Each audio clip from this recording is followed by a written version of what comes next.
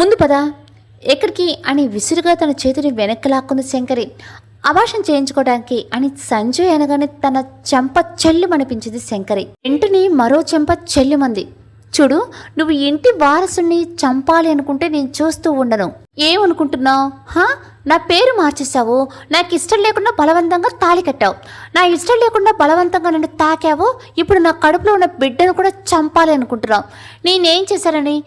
ఎంతసేపు నువ్వు తప్పు చేశావు అని అంటావే తప్ప ఒక్కసారి నా తప్పు నువ్వు చేసావా అని అడిగావా? లేదు. ఈ మహానుభావుడు నన్ను లవ్ చేశాడంట, నాతో ఫోన్లో మాట్లాడాడంట.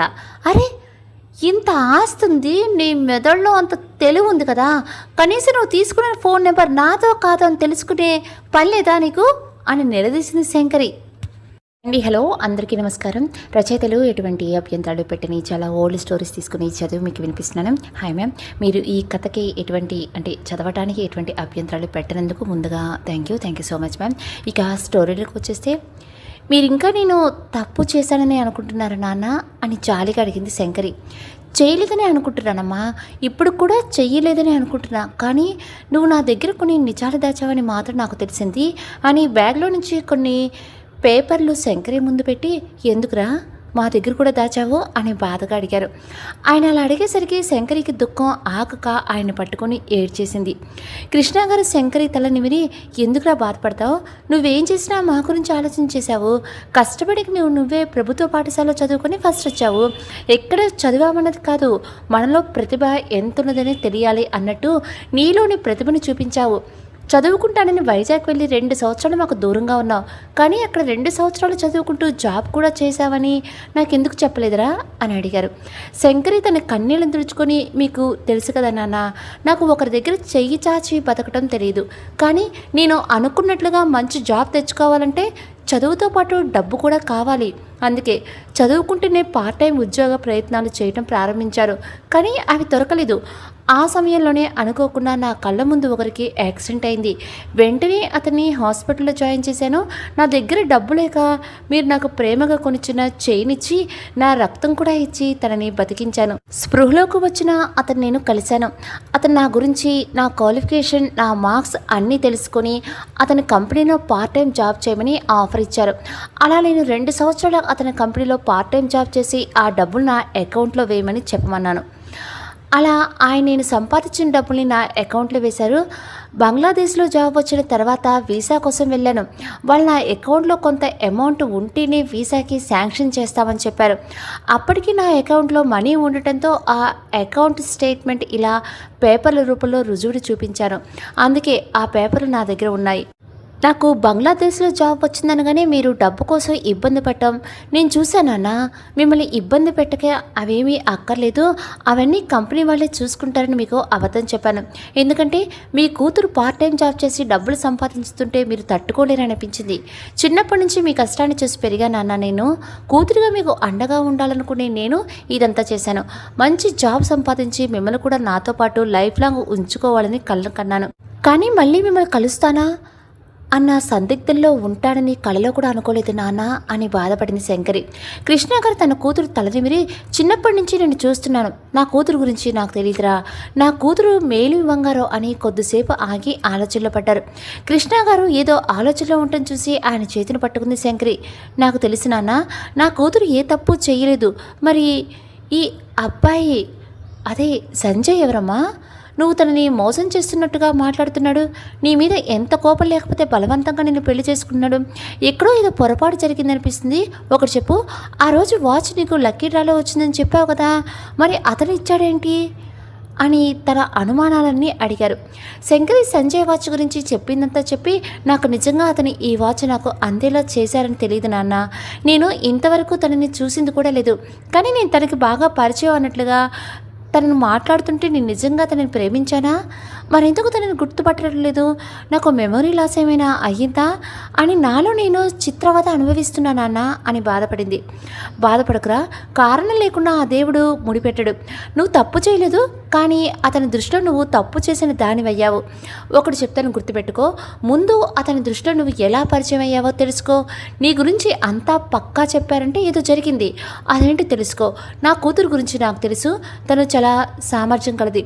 కాబట్టి ముందు నీవు నీ కళల ప్రపంచాన్ని నాశనం చేయాలని చూసింది ఎవరో తెలుసుకో.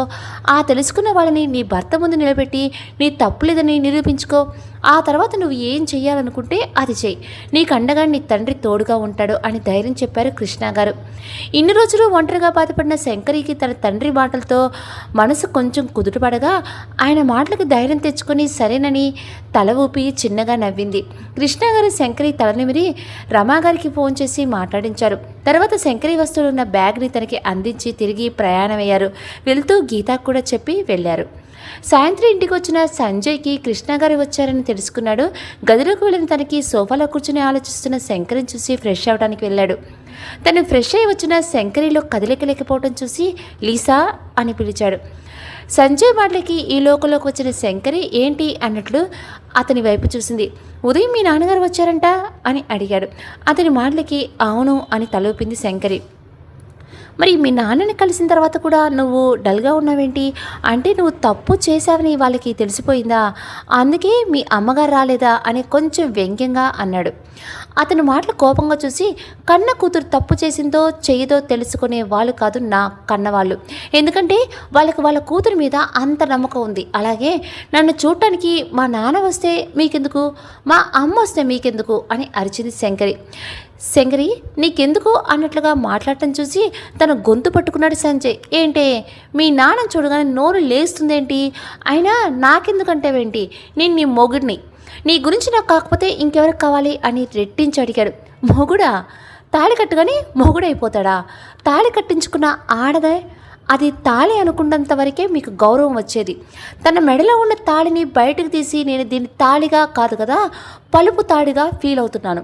ఎందుకంటే మీరు ఒక పశువు కట్టినట్టే ఇది నా మెడలో కట్టి తీసుకొచ్చారు కదా అని అనగానే సంజయ్ తన చెంప మీద కొట్టడంతో చెంప మీద చేయి పెట్టుకుని సోఫాలో కూలబడింది శంకరి. ఏంటి అన్నావు? నేను నిన్ను పశువులా ఈ తాడు కట్టి తీసుకుని వచ్చానా? అసలు నన్ను అలా చేసింది ఎవరు? నువ్వే కదే అని అరిచాడు సంజయ్. ఏంటి మీరు మాట్లాడితే నేను మిమ్మల్ని తాళి కట్టమని అనటం ఏంటి? ఇదో నాటకమా అని రెట్టింపుగా అరిచింది శంకరి. నాటకమానా? నీకు అంత ధైర్యం ఉంటే ఇప్పుడే మా ఇంటికి వచ్చి నన్ను పెళ్లి చేసుకో అని అన్నావు కదా, అందుకే మీ ఇంటికి వచ్చి నీ మెడలో తాళి కట్టాను అని అన్నాడు సంజయ్. నిన్ను రమ్మంటం ఏంటి? అసలు నేను ఇంతవరకు నీతో మాట్లాడిందే లేదు కదా అని ఆశ్చర్యంగా అడిగింది శంకరి. నువ్వు చెప్పకుండా మీ ఇంటికి వచ్చి తాళి కట్టడానికి నేనేమైనా పిచ్చివాడు అనుకున్నావా? ప్రాణంగా ప్రేమించానే, నువ్వే నా పక్కనుంటే చాలా సంతోషంగా ఫీల్ అయ్యేవాడిని. నువ్వు నా కారు ఎక్కినప్పుడు నేను ఎంతగా పొంగిపోయానో నాకే తెలుసు. అంతగా ప్రేమించిన మనం లిమిట్స్లోనే ఉండాలి అని అంటుంటే డీసెంట్ అని అనుకున్నానే. నన్ను మోసం చేసి వేరే వాడిని పెళ్లి చేసుకున్నాను వెళ్ళిపోతుంటే ఎలా ఊరుకుంటాను అనుకుంటున్నావు? పైగా నీ పెళ్లి చూపుల రోజు ఫోన్ చేసి ఆ పెళ్ళి క్యాన్సిల్ చేసి నన్ను పెళ్లి చేసుకొని ఛాలెంజ్ చేసావు కదా, అందుకే ఆ పెళ్ళి క్యాన్సిల్ అయ్యేలా చేయటానికి బలవంతంగా నీకు తాళి కట్టాను. నువ్వు దూరమైనప్పుడు నేను పడ్డ బాధ నువ్వు పడాలనే నిన్ను పెళ్లి చేసుకున్నా అని చెప్పి బయటికి వెళ్ళిపోయాడు సంజయ్. వెళ్తున్న అతని వైపు చూసి అతని మాటలు గుర్తు చేసుకుంది శంకరి. సంజయ్ నేను రమ్మంటేంటి అని అనుకునే ఆ రోజు జరిగింది తలుచుకుంది. గదిలో అందంగా రెడీ కూర్చున్న శంకరిని చూడటానికి వెళ్ళారు రమాగారు. తన కూతుర్ని అలా చూసి మురిసిపోయి తన నుదుట ముద్దు పెట్టుకుని బయటికి వెళ్ళిపోయారు. ఆమె వెళ్ళిన 2 నిమిషాలకి శంకరి ఫోన్ మోగటంతో లిఫ్ట్ చేసింది. హాయ్ సుప్రియ, ఎలా ఉన్నావే అని అందంగా అడిగింది శంకరి. నేను బాగున్నానే అని సమాధానం చెప్పింది సుప్రియ. ఏమైంది? ఎప్పుడూ హుషారుగా మాట్లాడతానివి, ఈరోజు ఏమైంది అని అడిగింది శంకరి. ఏం లేదే, మన ప్రశాంతికి పెళ్లి కుదిరిందని వెళ్ళిపోయింది.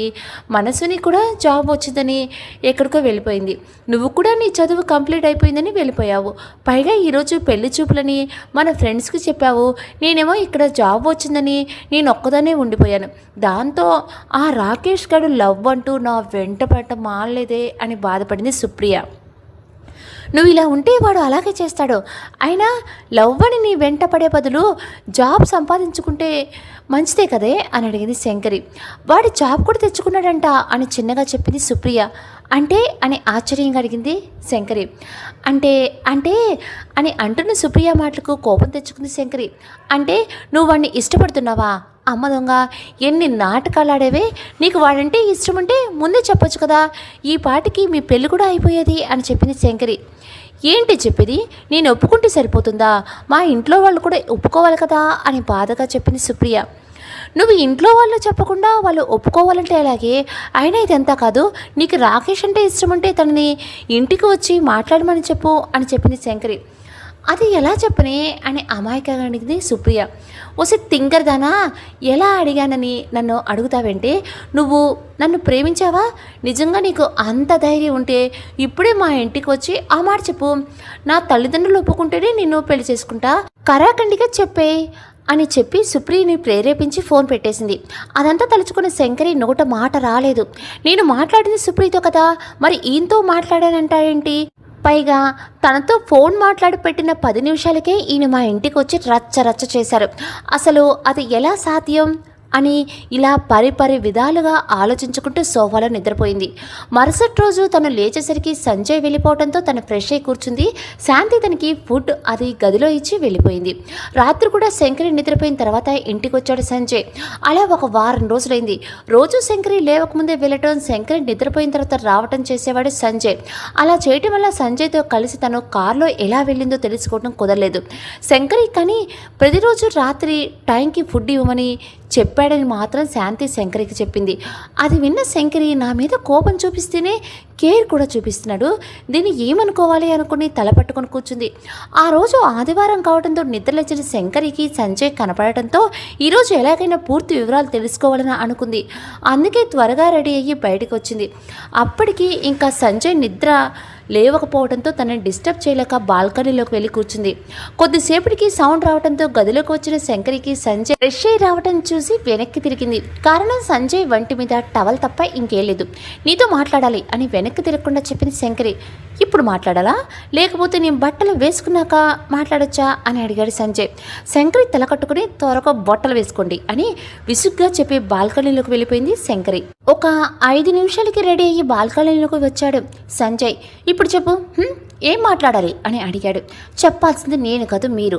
అవును, మీరు నాకు చాలా విషయాలు చెప్పాలి.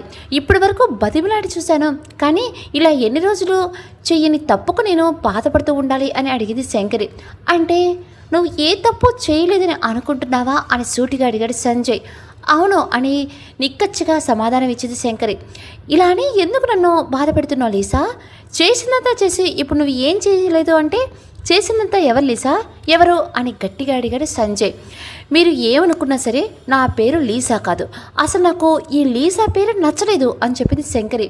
నా చేత లీసా అని ఎందుకు పిలిపించుకున్నావే అని దబాయించినట్టుగా అడిగాడు సంజయ్. చూడండి, మీరు అలా పిలిచింది నన్ను అని మీరు అనుకుంటున్నారు, కానీ నేనెప్పుడు అలా పిలిపించుకున్నదే లేదు. నాకు ఇదంతా కాదు, నేను ప్రేమించానని, మీతో మాట్లాడాలని, నేను మీతో కారులో తిరిగానని ఏంటేంటో చెప్పారు కదా, అసలు మన పరిచయం ఎలా జరిగింది, ఇవన్నీ ఇప్పుడు మీరు నాకు చెప్పి తీరాలి అని నిలదీసింది శంకరి.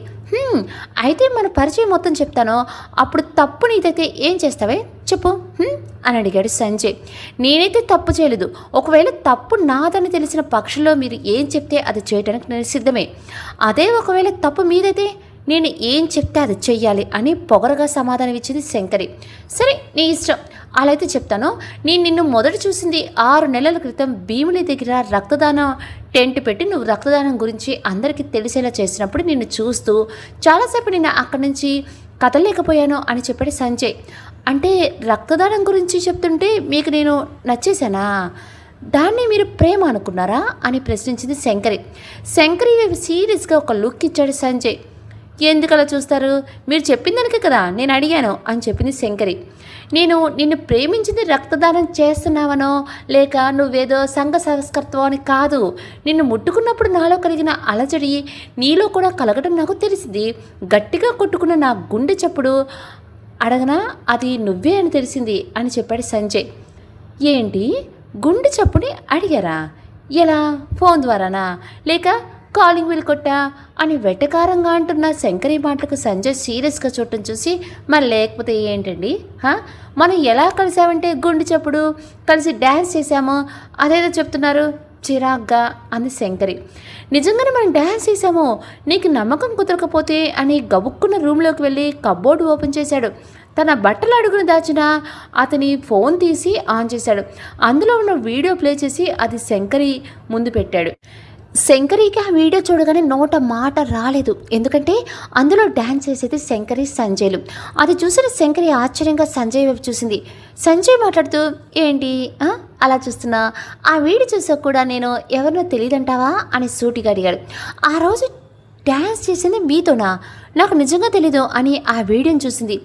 ఎలా గుర్తుపట్టిందిలా అని బ్లైండ్ డ్యాన్స్ కదా అని అన్నాడు సంజయ్. మీతో డ్యాన్స్ చేసింది నేనే మీకు ముందే తెలుసా అని అనుమానంగా అడిగింది శంకరి. దాంతో సంజయ్ శంకర్కి జరిగింది మొత్తం చెప్పడానికి సిద్ధమయ్యాడు. అదేంటో చూద్దాం. శంకర్ని చూసిన సంజయ్ ఇంటికి వెళ్ళాక కూడా తన గురించి ఆలోచించాడు. అలా ఉన్న తను శంకరి గురించి ఎంక్వైరీ చేయాలనుకున్నాడు. కానీ అది ఎందుకో తనకే అర్థం కాలేదు. మళ్ళీ తనే తెలియని అమ్మాయి గురించి నేను తెలుసుకోకపోవటం ఏంటి అనుకుని తన గురించి ఆలోచించడం మానేశాడు. అలా ఒక 4 రోజులు గడిచిన తర్వాత చిన్న పనుండి ఒక షాపింగ్ మాల్కి వెళ్ళవలసి వచ్చింది. దాంతో అక్కడికి వెళ్ళిన తన పనిని చూసి తిరిగి వెళ్ళబోతూ ఉండగా ఒక చోట గుంపుగా స్టూడెంట్స్ ఉండటం చూసి అటువైపు చూశాడు. అప్పుడే తన కళ్ళు మెరిశాయి. దానికి కారణం శంకరి అక్కడ ఉండటం. శంకరి మైక్ తీసుకుని అందరికీ నమస్కారం, మేమందరం గీతమ్స్ కాలేజ్ స్టూడెంట్స్. ఈరోజు మేము ఇక్కడ ఒక ప్రోగ్రాం చేయాలనుకుంటున్నాం. దానికి ఒక రీజన్ ఉంది. అదేంటంటే అక్కడ ఉన్న చిన్నారికి హార్ట్లో ప్రాబ్లం ఉంది అని వాళ్ళకి కొంచెం దూరంలో కూర్చున్న ఒక చిన్న పాపను చూపించింది. తన ఆపరేషన్కి 5 లక్షలు ఖర్చు అవుతుందని డాక్టర్ గారు చెప్పారంట. ఆ ప్రూఫ్స్ కూడా ఇక్కడ మీ అందరికీ డిస్ప్లేలో పెట్టాము. తన గురించి ఊరికే దానం ఇవ్వమంటే ఎవరు ఇవ్వరు కదా, అందుకే మా స్టూడెంట్స్ అందరం కలిసి ఈ నిర్ణయం తీసుకున్నాం. మేము చేసిన ప్రోగ్రాం మీకు నచ్చితే మీరు ఇచ్చే డొనేషన్కి నా డొనేషన్ బాక్స్లో వెయ్యాలని కోరుకుంటున్నాను అని చెప్పడం ముగించింది శంకరి. అప్పటికే మాల్లో ఉన్న చాలామంది తమ చుట్టూ చేరటం చూసి అందరూ కలిసి డ్యాన్స్ చేయటం ప్రారంభించారు. తర్వాత కొంతమంది చిన్న స్కిట్ చేశారు. చివరిగా బ్లైండ్ పేర్ డ్యాన్స్ చేస్తున్నాము, ఆసక్తి కలిగిన వాళ్ళు రావచ్చు. ఇందులో భాగంగా అందరూ గంతలు కట్టుకొని ఎవరి పేరుని వాళ్ళు ఎంపిక చేసుకోవాలి అని చెప్పింది శంకరి. అందరూ బ్లైండ్ డ్యాన్స్ అనడంతో చాలామంది ముందుకు వచ్చారు. శంకరి చేతిలో కూడా కళ్ళకు కట్టుకోవడానికి రిబ్బన్ ఉండటం చూసి సంజయ్ కూడా ఆసక్తి అనిపించి తను కూడా రిబ్బన్ తీసుకుని తన కళ్ళకు కట్టుకున్నాడు. విధి వాళ్ళని కలిపిందేమో అనుకోకుండా ఇద్దరు చేతులు కలిశాయి. అప్పుడు అక్కడ లైటింగ్ తగ్గించి మంచి స్లో మ్యూజిక్ పెట్టారు. దాంతో శంకరి సంజయ్ ఒకరి చేతిని ఒకరు పట్టుకుని డ్యాన్స్ చేయడం ప్రారంభించారు. ఆ సమయంలో శంకరి గుండె వేగంగా కొట్టుకుంటుంది. అది ఎందుకో తనకే తెలియక సతమతమవుతూ ఉండగా అది తెలిసిన సంజయ్ ఆమెను తన గుండెలకు హత్తుకున్నాడు. ఎందుకంటే శంకరి తన సమీపంలో ఉండగా తన గుండె కూడా వేగంగా కొట్టుకోవడం తనకు తెలిసింది. అలా డ్యాన్స్ చేస్తూ ఉండగా సడన్గా మ్యూజిక్ సిస్టమ్ ఆగిపోవడంతో తన కళ్ళకి ఉన్న గంతలు తీశాడు సంజయ్.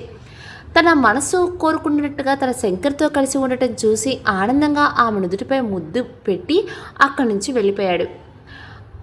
తన నుదుటి మీద ముద్దు పెట్టుకుని శంకరి తన గంతలు తీసి చూసింది. ఎవరో వెళ్తున్నట్టుగా కనిపించి ఆ చిన్న వెలుతురులోనే ఎవరో తెలియక సతమతమైపోయింది.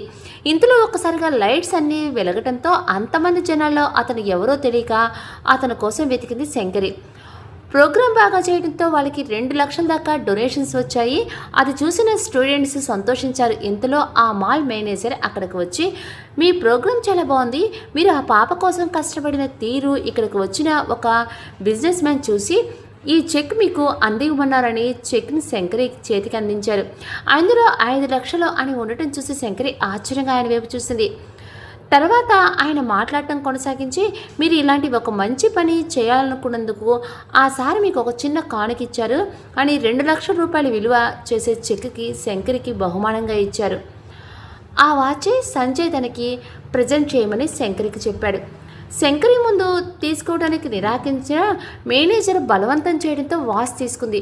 అది దూరం నుంచి చూసిన సంజయ్ సంతోషంగా తన వైపు చూశాడు. శంకరి ఆ చెక్ అలాగే డొనేషన్కి వచ్చిన డబ్బులు ఆ పాప తల్లిదండ్రులకి అందించింది. తర్వాత స్టూడెంట్స్ అందరూ మాట్లాడుకొని ఒక రకంగా వెళ్ళటానికి సిద్ధమయ్యారు. వాళ్ళు బయలుదేరుతున్నారని తెలిసిన సంజయ్ ఆ స్టూడెంట్స్లో ఉన్న ఒక అమ్మాయిని పిలిచి శంకరి గురించి అడిగాడు. అలా సంజయ్ అడగగానే ఆమె షాక్ అవుతుంది. నువ్వలా ఆశ్చర్యపోవద్దమ్మా, నేను తనని అభినందించాలి అనుకుంటున్నా, అందుకే తనతో మాట్లాడటానికి ఫోన్ నెంబర్ అడిగాను అని చెప్పాడు సంజయ్. సంజయ్ మాటలకి ఆమె సరేనని తన పేరు లీలా అని చెప్పి తన ఫోన్ నెంబర్ కూడా ఇచ్చి వెళ్ళిపోయింది. అదే రోజు రాత్రి శంకర్కి హాయ్ అని మెసేజ్ చేశాడు. ఒక 5 నిమిషాలు తిరిగి హాయ్ హూ ఇస్ దిస్ అని మెసేజ్ వచ్చింది. This is your dance partner అని సంజయ్ రిప్లై ఇచ్చాడు. హో మీరా, థ్యాంక్స్, నా పార్ట్నర్గా డ్యాన్స్ చేసినందుకు అని రిప్లై వచ్చింది. థ్యాంక్స్ దేనికి, ఇప్పుడు నీ డ్యాన్స్ పార్ట్నర్నే, నువ్వు ఒప్పుకుంటే నీ లైఫ్ పార్ట్నర్ని అవుతాను అని పంపాడు సంజయ్. ఓ 2 నిమిషాల తర్వాత మీరేం చెప్తున్నారో నాకు అర్థం కావట్లేదు, ఆయన డ్యాన్స్ చేస్తే ప్రేమించేస్తారా అని అడిగింది. అది ప్రేమో ఏమో నాకు తెలీదు, కానీ నాకు నువ్వు నచ్చావు, నువ్వు ఒప్పుకుంటే మనం పెళ్లి చేసుకోవచ్చు అని చెప్పాడు సంజయ్. నాకు టైం కావాలి అని వచ్చింది రిప్లై. నీకు నచ్చినంత టైం తీసుకో, ఈలోపు మనం ఒకరి గురించి ఒకరిని తెలుసుకుందాం అన్నట్టు వాచ్ ఎలా ఉంది అని అడిగాడు సంజయ్. వాచ్ అంటే వాచ్ పంపింది మీరా అని అడిగింది. అవును, నీకోసమే ఆ వాచ్, నా గురించి ఆలోచించు, బాయ్ అని పెట్టాడు సంజయ్. తను కూడా ఓకే అని రిప్లై పంపించింది. ఆ రోజు మొదలు ప్రతిరోజు సంజయ్ లీలాతో మాట్లాడేవాడు. మెసేజ్లు కాస్త కాల్స్ వరకు వెళ్ళాయి. కాల్లో లీలా వాయిస్కి ఫిదా అయిపోయాడు సంజయ్. లీలా శంకరి అని తన పూర్తి పేరు తెలుసుకుని లీసా అని తనకు కొత్త పేరు పెట్టేశాడు. వాళ్ళు మాట్లాడుకుంటున్న కాల్స్ చేసుకుంటున్నా ఎవరికీ తెలియకూడదు. లీసా ముందే వార్నింగ్ ఇవ్వడంతో ఎవరికీ తెలియనిచ్చేవాడు కదా సంజయ్. ప్రతి శనివారం అందంగా రెడీ అయ్యి శంకరి ఫోటోలు తనకి పంపేది. అవన్నీ చూసి హ్యాపీగా ఫీల్ అయ్యేవాడు సంజయ్. శంకరి మెడలో తాళి కట్టాలని ముందుగానే తాళిని కూడా రెడీ చేసి తన రూమ్లో దాచాడు. వాళ్ళు మొదటిసారి డ్యాన్స్ చేసిన వీడియోని మాల్ సీసీటీవీ ఫుటేజ్ ద్వారా కలెక్ట్ చేసుకుని రోజు చూసుకునేవాడు. శంకరి ఎక్కడికి వెళ్తుందో తెలుసుకుని తనను ఫాలో అయ్యేవాడు. అలా ఒకరోజు కాఫీ షాప్కి వెళ్ళిన శంకర్ని ఫాలో అయ్యాడు. శంకరితో పాటు తన ఫ్రెండ్ కూడా ఉండటంతో దూరంగా కూర్చొని తనని చూసి తనకి మెసేజ్ చేశాడు. కానీ శంకరి తన మెసేజ్కి రిప్లై ఇవ్వకపోవడం చూసి చిన్నగా అడిగి మొహం పక్కకు పెట్టుకున్నాడు. ఇంతలో తన ఫోన్కి మెసేజ్ రావడంతో ఓపెన్ చేశాడు. మరీ అలగకు సంజు, నేను నిన్ను చూశాను, కానీ ఫ్రెండ్స్ ఉన్నారు కదా, ఇప్పుడు మాట్లాడలేను, బాయ్ అని మెసేజ్ ఉంది. అది చూసిన సంజయ్ సంతోషంగా శంకరి వైపు చూడగా అప్పుడే శంకరి తన ఫ్రెండ్స్తో నవ్వుతూ మాట్లాడుతూ ఒక క్షణం తన వైపు చూసి చూపు మార్చుకుంది. శంకరి తనని చూసి నవ్విందని సంతోషంగా వెనక్కి వెళ్ళాడు సంజయ్. అలా రోజులు గడిచాయి. ఒకరోజు సంజయ్ తన ప్రేమని యాక్సెప్ట్ చేయమని అడగగా అందుకు లీసా కూడా ఒప్పుకుంది. కాకపోతే ఈ విషయం చదువు పూర్తయ్యేదాకా ఎవరికీ తెలియకూడదని మాట తీసుకుంది. అలా ఓ రోజు సంజయ్ తనతో కలిసి కారులో రావచ్చుగా అని రిక్వెస్ట్ చేశాడు. దానికి లీసా నా ఫ్రెండ్స్ వస్తే నేను వస్తాను అని చెప్పింది. సంజయ్ ఒప్పుకోవడంతో ఓ రోజు ఫ్రెండ్స్తో కలిసి బస్ స్టాప్లో వెయిట్ చేస్తూ ఉండగా సంజయ్ని తన కారులో రమ్మని చెప్పింది. అలా ఫ్రెండ్స్తో కలిసి సంజయ్ కారులో వెళ్ళింది లీసా. కార్ డ్రైవ్ చేస్తున్న సంజయ్ ముందున్న మిర్రర్ నుంచి తన వెనక కూర్చున్న శంకర్ని చూశాడు. కానీ విచిత్రంగా శంకరి తనని చూడకపోవడం అనుమానం కలిగించింది. అదే విషయం తర్వాత లీసాని అడగ్గా ఫ్రెండ్స్ ఉన్నారుగా అని కవర్ చేసింది. అలా 2 నెలలు లీసాతో మాట్లాడాడు సంజయ్. ప్రేమించానని లీసాకి డైరెక్ట్గా ఇవ్వకపోయినా ఇండైరెక్ట్గా చాలా గిఫ్ట్స్ పంపించాడు సంజయ్. అలా 2 నెలలు గడిచాక సంజయ్కి చిన్న బిజినెస్ పని మీద వేరే దేశానికి వెళ్ళవలసి వచ్చింది. అదే విషయం లీసాకు చెప్పి ఒక్కసారి తనని పర్సనల్గా కలవాలని కోరాడు. అందుకు లీసా ముందు ఓకేనని చెప్పినా తర్వాత జ్వరం వచ్చిందని చెప్పి వెళ్ళలేదు. సంజయ్కి బిజినెస్ వర్క్ వల్ల 2 నెలలు అక్కడే ఉండవలసి వచ్చింది. మరో వారంలో సంజయ్ వైజాగ్ వస్తున్నాడనగా లీసా తనకి అర్జెంటుగా 10 లక్షలు కావాలని అడిగింది. ప్రేమించిన అమ్మాయి, పైగా ఒకరి కష్టం గురించి ఆలోచించి శంకరి డబ్బులు అడగడంతో ఎందుకు ఏంటి అని అడగకుండా 10 లక్షలు బ్యాంక్ అకౌంట్లో వేశాడు. డబ్బులు పడిన 2 రోజుల్లో లీసా నార్మల్గానే మాట్లాడింది. అలా మాట్లాడుతూ సడన్గా ఫోన్ ఆఫ్ చేసింది. అది ఎందుకో సంజయ్కి అర్థం కాలేదు. తన కోసం ట్రై చేశాడు. తన ఫోన్ నెంబర్, తన ఫోటోలు తప్ప ఇంకేవి తన దగ్గర లేవు తనని కాంట్రాక్ట్ చేయడానికి. 4 రోజులు భారంగా గడిచినా ఇంటికి చేరుకున్నాడు సంజయ్ రావడంతో లీసా కోసం కాలేజీకి వెళ్ళాడు. పరీక్షలు ఎప్పుడు అయిపోయాయి, అందరూ వెళ్ళిపోయారని తెలియడంతో తనని ఎలా పట్టుకోవాలో అర్థం కాలేదు. తనని ప్రామాణంగా ప్రేమించాలని నీతి కబుర్లు చెప్పి ఇప్పుడు లీసా కనిపించకపోవడంతో పిచ్చివాళ్ళ తన కోసం వెతికాడు సంజయ్. తన కొడుకు ఒక అమ్మాయిని ప్రేమించగా ఆ అమ్మాయి మోసం చేసి పారిపోయిందని తెలిసిన స్వాతి గారు, అశోక్ గారు చాలా బాధపడ్డారు. సంజయ్ కూడా శంకరి ఫోన్కి ట్రై చేస్తూనే తనని డబ్బు కోసం మోసం చేసిందని తెలుసుకుని చాలా బాధపడ్డాడు. ఆ బాధలను శంకరి మీద విపరీతమైన కోపం తెచ్చుకున్నాడు. శంకరి గురించి తెలుసుకొని తన బుద్ధి చెప్పాలని నిర్ణయించుకున్నాడు. శంకరి కోసం కాలేజీలో అడిగి తర్వాత తన గురించి తెలుసుకోవాలనుకున్న సంజయ్కి శంకరి అకౌంట్లో డబ్బులు వేయటం గుర్తుకొచ్చి తన అడ్రస్ గురించి ఎంక్వైరీ చేయించాడు. శంకరి అడ్రస్ దొరకడంతో మరుసటి రోజు తన దగ్గరికి బయలుదేరాలి అనుకున్నాడు. సరిగ్గా ఉదయం 6 గంటలకు తన ఫోన్ మోగడంతో లిఫ్ట్ చేసిన సంజయ్కి అవతల వైపు నుంచి మాట్లాడేది లీసా అని తెలిసి లీసా అని కోపంగా బాధ రెండూ కలిపి పిలిచాడు. నన్ను వదలవా? ఇంకా నా కోసం ఎందుకు వెతుకుతున్నావు అని అడిగింది లీసా. ఎందుకంటే మనం ప్రేమించుకున్నాం కదా, ఎందుకు నన్ను మోసం చేశావు అని అడిగాడు సంజయ్. కావాలనే మోసం చేశాను, అయినా ప్రేమిస్తే పెళ్లి చేసుకోవాలి అని రూల్ ఏమైనా ఉందా? చూడు, నాకు నీ ప్రేమ వద్దు, నన్ను వదిలే అని అరిచింది లీసా. నేను వదలలేను, నాకు నువ్వు కావాలి లీసా అని అడిగాడు సంజయ్. అవునా, అయితే 11 గంటలకు నాకు పెళ్లి చూపులు, ఈలోపు నువ్వు వచ్చి ధైర్యం ఉంటే వింటున్నావా, ఇదే మాట మా వాళ్ళ ముందు చెప్పి నా మెడలో తాళికట్టు, లేదా నన్ను వదిలే. మళ్ళీ జీవితంలో నీ మొహం నాకు చూపించుకు, ఇది నీ ప్రేమకు నేను పెట్టిన పరీక్ష అని ఫోన్ పెట్టేసింది లీసా. లీసా అలా చెప్పడంతో పౌరుషంగా శంకరి ఇంటికి వచ్చి బలవంతంగా తన మెడలో తాళి కట్టి తనతో తీసుకువెళ్ళాడు. సంజయ్ తన వెనకే అశోక్, స్వాతి, విజయ్ రావడం అంతా జరిగింది.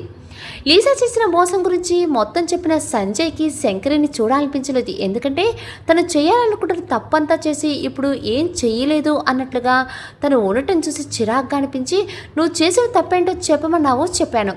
నువ్వు ఇంతగానో మోసం చేసి నేను నిన్ను ఎందుకు పెళ్లి చేసుకున్నాను తెలుసా? నేను ప్రేమించింది నీ బంగారు లాంటి మనసుని. డబ్బు కోసం ప్రేమ అని నువ్వు నాటకమాడి ఉండవచ్చు, కానీ నేను నిజంగా ప్రేమించాను, అందుకే నిన్ను పెళ్లి చేసుకున్నా అని చెప్పి రూమ్లోకి వెళ్ళాడు. ఇంతలో తన ఫోన్కి కాల్ రావడంతో మాట్లాడి బ్యాగ్ సర్దుకున్నాడు. 10 రోజులు ఊరు వెళ్ళాలని శంకరికి చెప్పాలని ఉన్నా చెప్పడం ఇష్టం లేక ఇంట్లో వాళ్ళకు చెప్పి వెళ్ళిపోయాడు. సంజయ్ బాధ అంతా విన్న శంకరి కళ్ళల్లో నీళ్లు తిరిగాయి. మీ బాధలో న్యాయం ఉంది, కానీ మీరు అనుకున్నట్లుగా మీతో మాట్లాడేది నేను కాదు అని మనసులో అనుకుని రూమ్లోకి వచ్చిన శంకరి సంజయ్ కనిపించలేదు. సంజయ్ గురించి వెతక అతను ఊరు వెళ్ళటానికి రావడానికి 10 రోజులు పడుతుందని శాంతి చెప్పడంతో షాక్ అయింది శంకరి. తన రూమ్లోకి వచ్చి సోఫాలో కూర్చుని సంజయ్ చెప్పిన వాటి గురించి ఆలోచించసాగింది. నా ఫోన్ నెంబర్ ఇవ్వకుండా నాలా మాట్లాడింది ఎవరై ఉంటారు? పైగా నేను ఎక్కడికి వెళ్ళానో, ఏం చేశానో అన్నీ పక్కగా చెప్పారు. అంటే కావాలని ఎవరో ఇదంతా చేశారు. ఇది నేను ఊరికే వదలకూడదు. ఎవరు చేశారు, ఎందుకు చేశారో నేను కనుక్కొని తీరాలని మనసులో అనుకుని పరిపరి విధాలుగా ఆలోచించింది.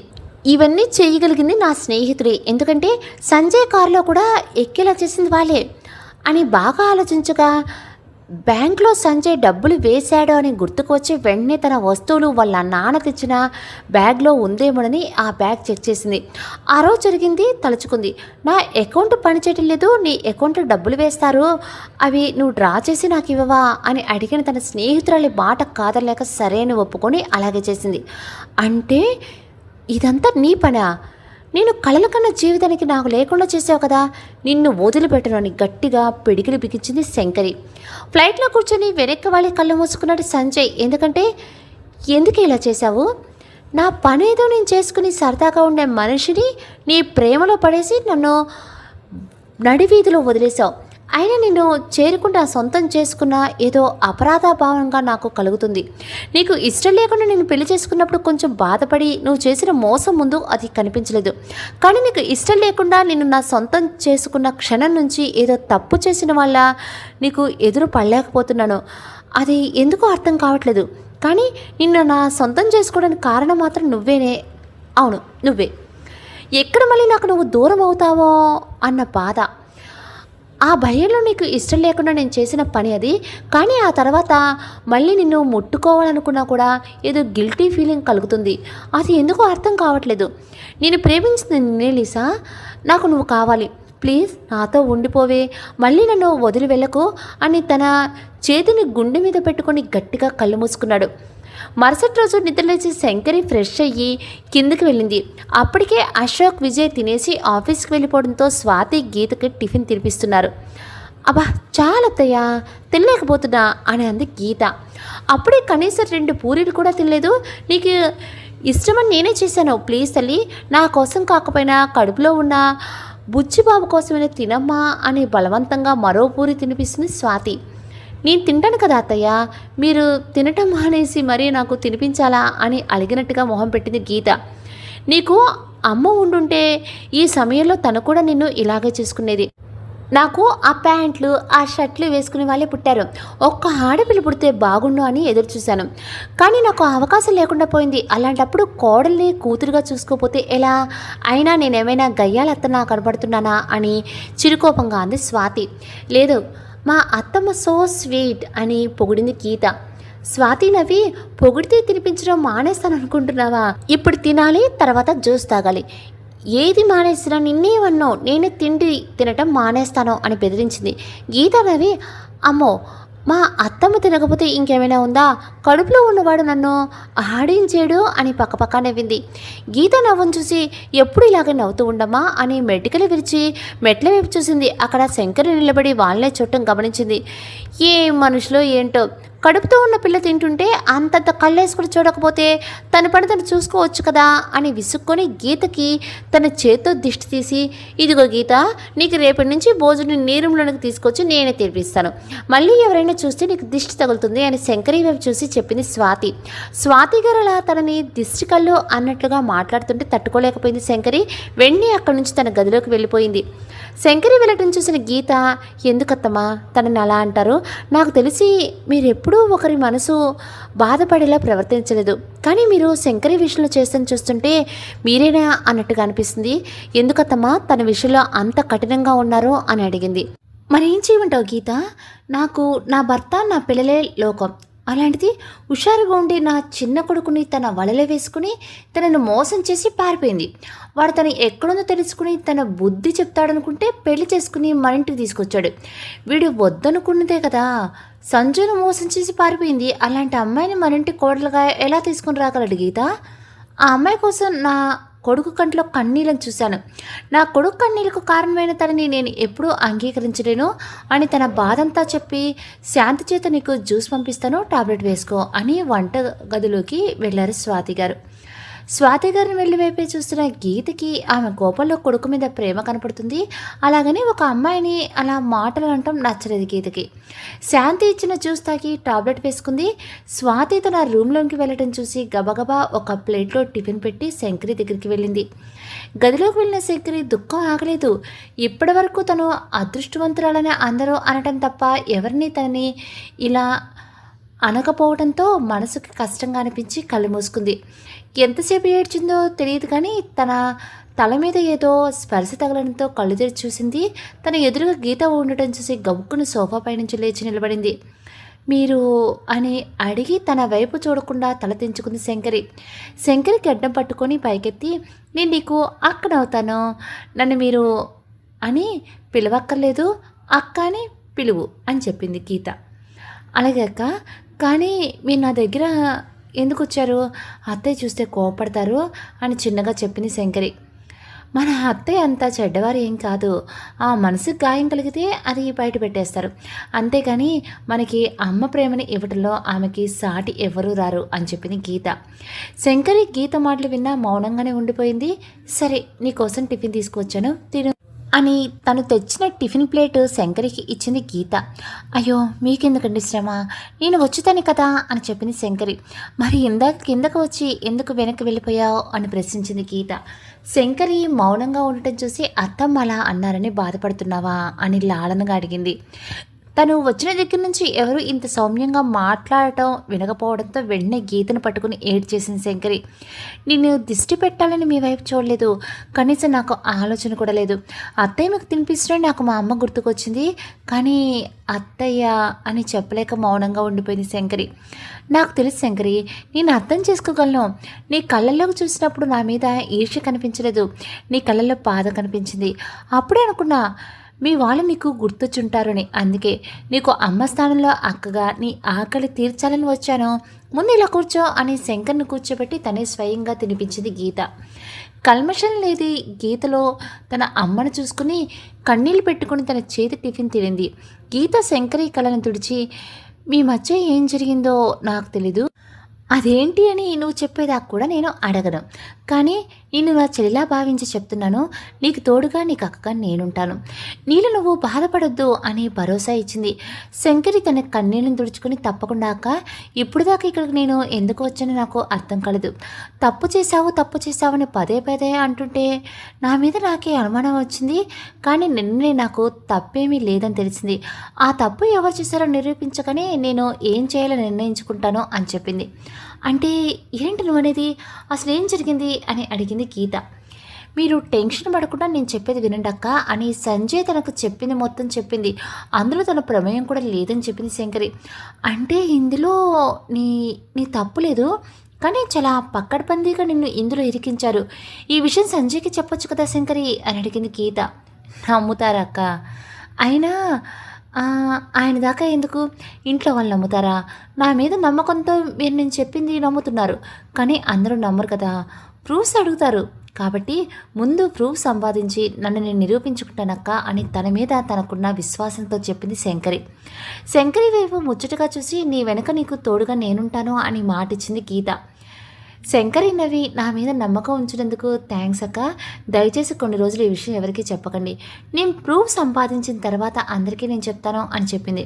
సరే, నేను ఎవరికి చెప్పను అని చెప్పి తన గదిలోకి వెళ్ళిపోయింది గీత. గీతతో మాట్లాడాక మనసు ప్రశాంతంగా అనిపించింది శంకరికి. తన మీద పడ్డ అపవాదని తొలగించుకోవడానికి ఎలా తనని పట్టుకోవాలని ఆలోచించింది. కృష్ణ గారు ఇచ్చిన బ్యాగ్లో తన ఫోన్ బయటకు తీసింది. తన ఫ్రెండ్స్ అందరికీ ఫోన్ చేసింది. శంకరి అనుకున్నట్టుగానే ఒక అమ్మాయి ఫోన్ పనిచేయలేదు. మిగతా వాళ్ళకి ఫోన్ చేసి ఆమె గురించి అడిగినా ఎవరు కూడా తనకు తెలియదనే సమాధానం ఇవ్వడంతో నిరాశపడింది. అలా వారం రోజులు గడిచాయి. కాలేజీకి ఫోన్ చేసింది. తన ఫ్రెండ్స్కి తెలుస్తున్న అందరినీ అడిగింది, కానీ తన జాడ దొరకలేదు. ఈ వారం రోజులు సంజయ్ ఒక్కసారి కూడా తనతో మాట్లాడకపోవడం విచిత్రంగా అనిపించింది. కానీ శాంతి ద్వారా అతను రోజు ఫోన్ చేసి తన గురించి కనుక్కుంటున్నాడని తెలుసుకుంది. మధ్య మధ్యలో ఇంటికి ఫోన్ చేసి అమ్మా నాన్నలతో కూడా మాట్లాడుతుంది. పిల్లో కింద దాచిన ఫోటోలు తీసుకుంది శంకరి. ఒకసారి శాంతి సంజయ్ ఐరన్ బట్టలు అని ఇచ్చినప్పుడు తప్పక సంజయ్ అల్మరా ఓపెన్ చేసి బట్టలు పెట్టింది. ఆ సమయంలో తనకి ఒక సైడ్కి ఫోటోలు ఉండటం చూసి అవి తీసింది. అవి తన ఫోటోలే అవ్వటంతో సంజయ్కి తన మీద నిజంగా ప్రేమ ఉందా అని ఆలోచించింది. 10 రోజులైనా ఏ ఇన్ఫర్మేషన్ దొరకపోవడంతో బాధపడింది శంకరి. సంజయ్ రావడానికి ఇంకా సమయం ఉంది, ఈలోపు తనని పట్టుకోవాలనుకుంది. అప్పుడే తనకి ఒక ఫోన్ వచ్చింది. అదెవరంటే తను వైజాగ్లో ఉన్నప్పుడు జాబ్ చేసిన కంపెనీ ఓనర్. అతనికి యాక్సిడెంట్ జరిగినప్పుడు శంకరి హెల్ప్ చేస్తుందన్న కృతజ్ఞతతో అతను శంకరిని చెల్లెలా భావించి తన వివరాలు తెలుసుకుంటూ ఉంటాడు. ఈ మధ్య అతను బిజీగా ఉండడంతో శంకరి ఫోన్ చేయలేదు. ఇప్పుడు ఫోన్ చేసి శంకరి బంగ్లాదేశ్ జాబ్ గురించి అడిగాడు. దాంతో శంకరి ఏడ్చి తనకి జరిగింది మొత్తం చెప్పింది. ఇన్ని రోజులు ఈ విషయం తనకి ఎందుకు చెప్పలేదని శంకరి మీద కోప్పడి తను చూసుకుంటానని చెప్పి ఆమె వివరాలు అడిగి ఫోన్ పెట్టేశాడు. ఒకరోజు శంకరి గార్డెన్లో మొక్కలకి తనే నీళ్లు పడతానని తీసుకుని మొక్కలకి నీళ్లు పోస్తుంది. ఇంతలో గీత అక్కడికి వచ్చి తన చేతిలో ఫోన్ పెట్టి ఆ ట్యాప్ తను తీసుకుంది. ఫోన్లో ఉంది ఎవరో తెలియక హలో అని చిన్నగా అంది శంకరి. ఎలా ఉన్నావు అని అవతల వైపు నుంచి అడగటంతో ఫోన్ చేసింది ఎవరో అర్థమే అని సమాధానం ఇచ్చింది శంకరి. సంజయ్కి శంకరిని చూడాలని తనతో మాట్లాడాలని ఉన్నా ఏం మాట్లాడాలో తెలియక అలా మౌనంగా ఉండిపోయాడు. శంకరికి తను తప్పు చెయ్యలేదని చెప్పాలనున్న ప్రూఫ్స్ ఏం లేనప్పుడు ఏం మాట్లాడకూడదని మౌనంగా ఉండిపోయింది. అలాగని ఇద్దరు ఫోన్ కట్ చేయలేదు. అలా కొద్దిసేపు గడిచిన తర్వాత నాకు ఇంకా వారం పట్టేలా ఉంది అని చెప్పాడు సంజయ్. అంటే నాకు ఇంకా వారం టైం ఉందా అని మనసులో అనుకుంది శంకరి. శంకరి ఏం మాట్లాడకపోవడంతో తనకి తనే మాట్లాడటం ఇష్టం లేదేమో అనుకుని బాధగా మిస్ యూ అని ఫోన్ కట్ చేశాడు సంజయ్.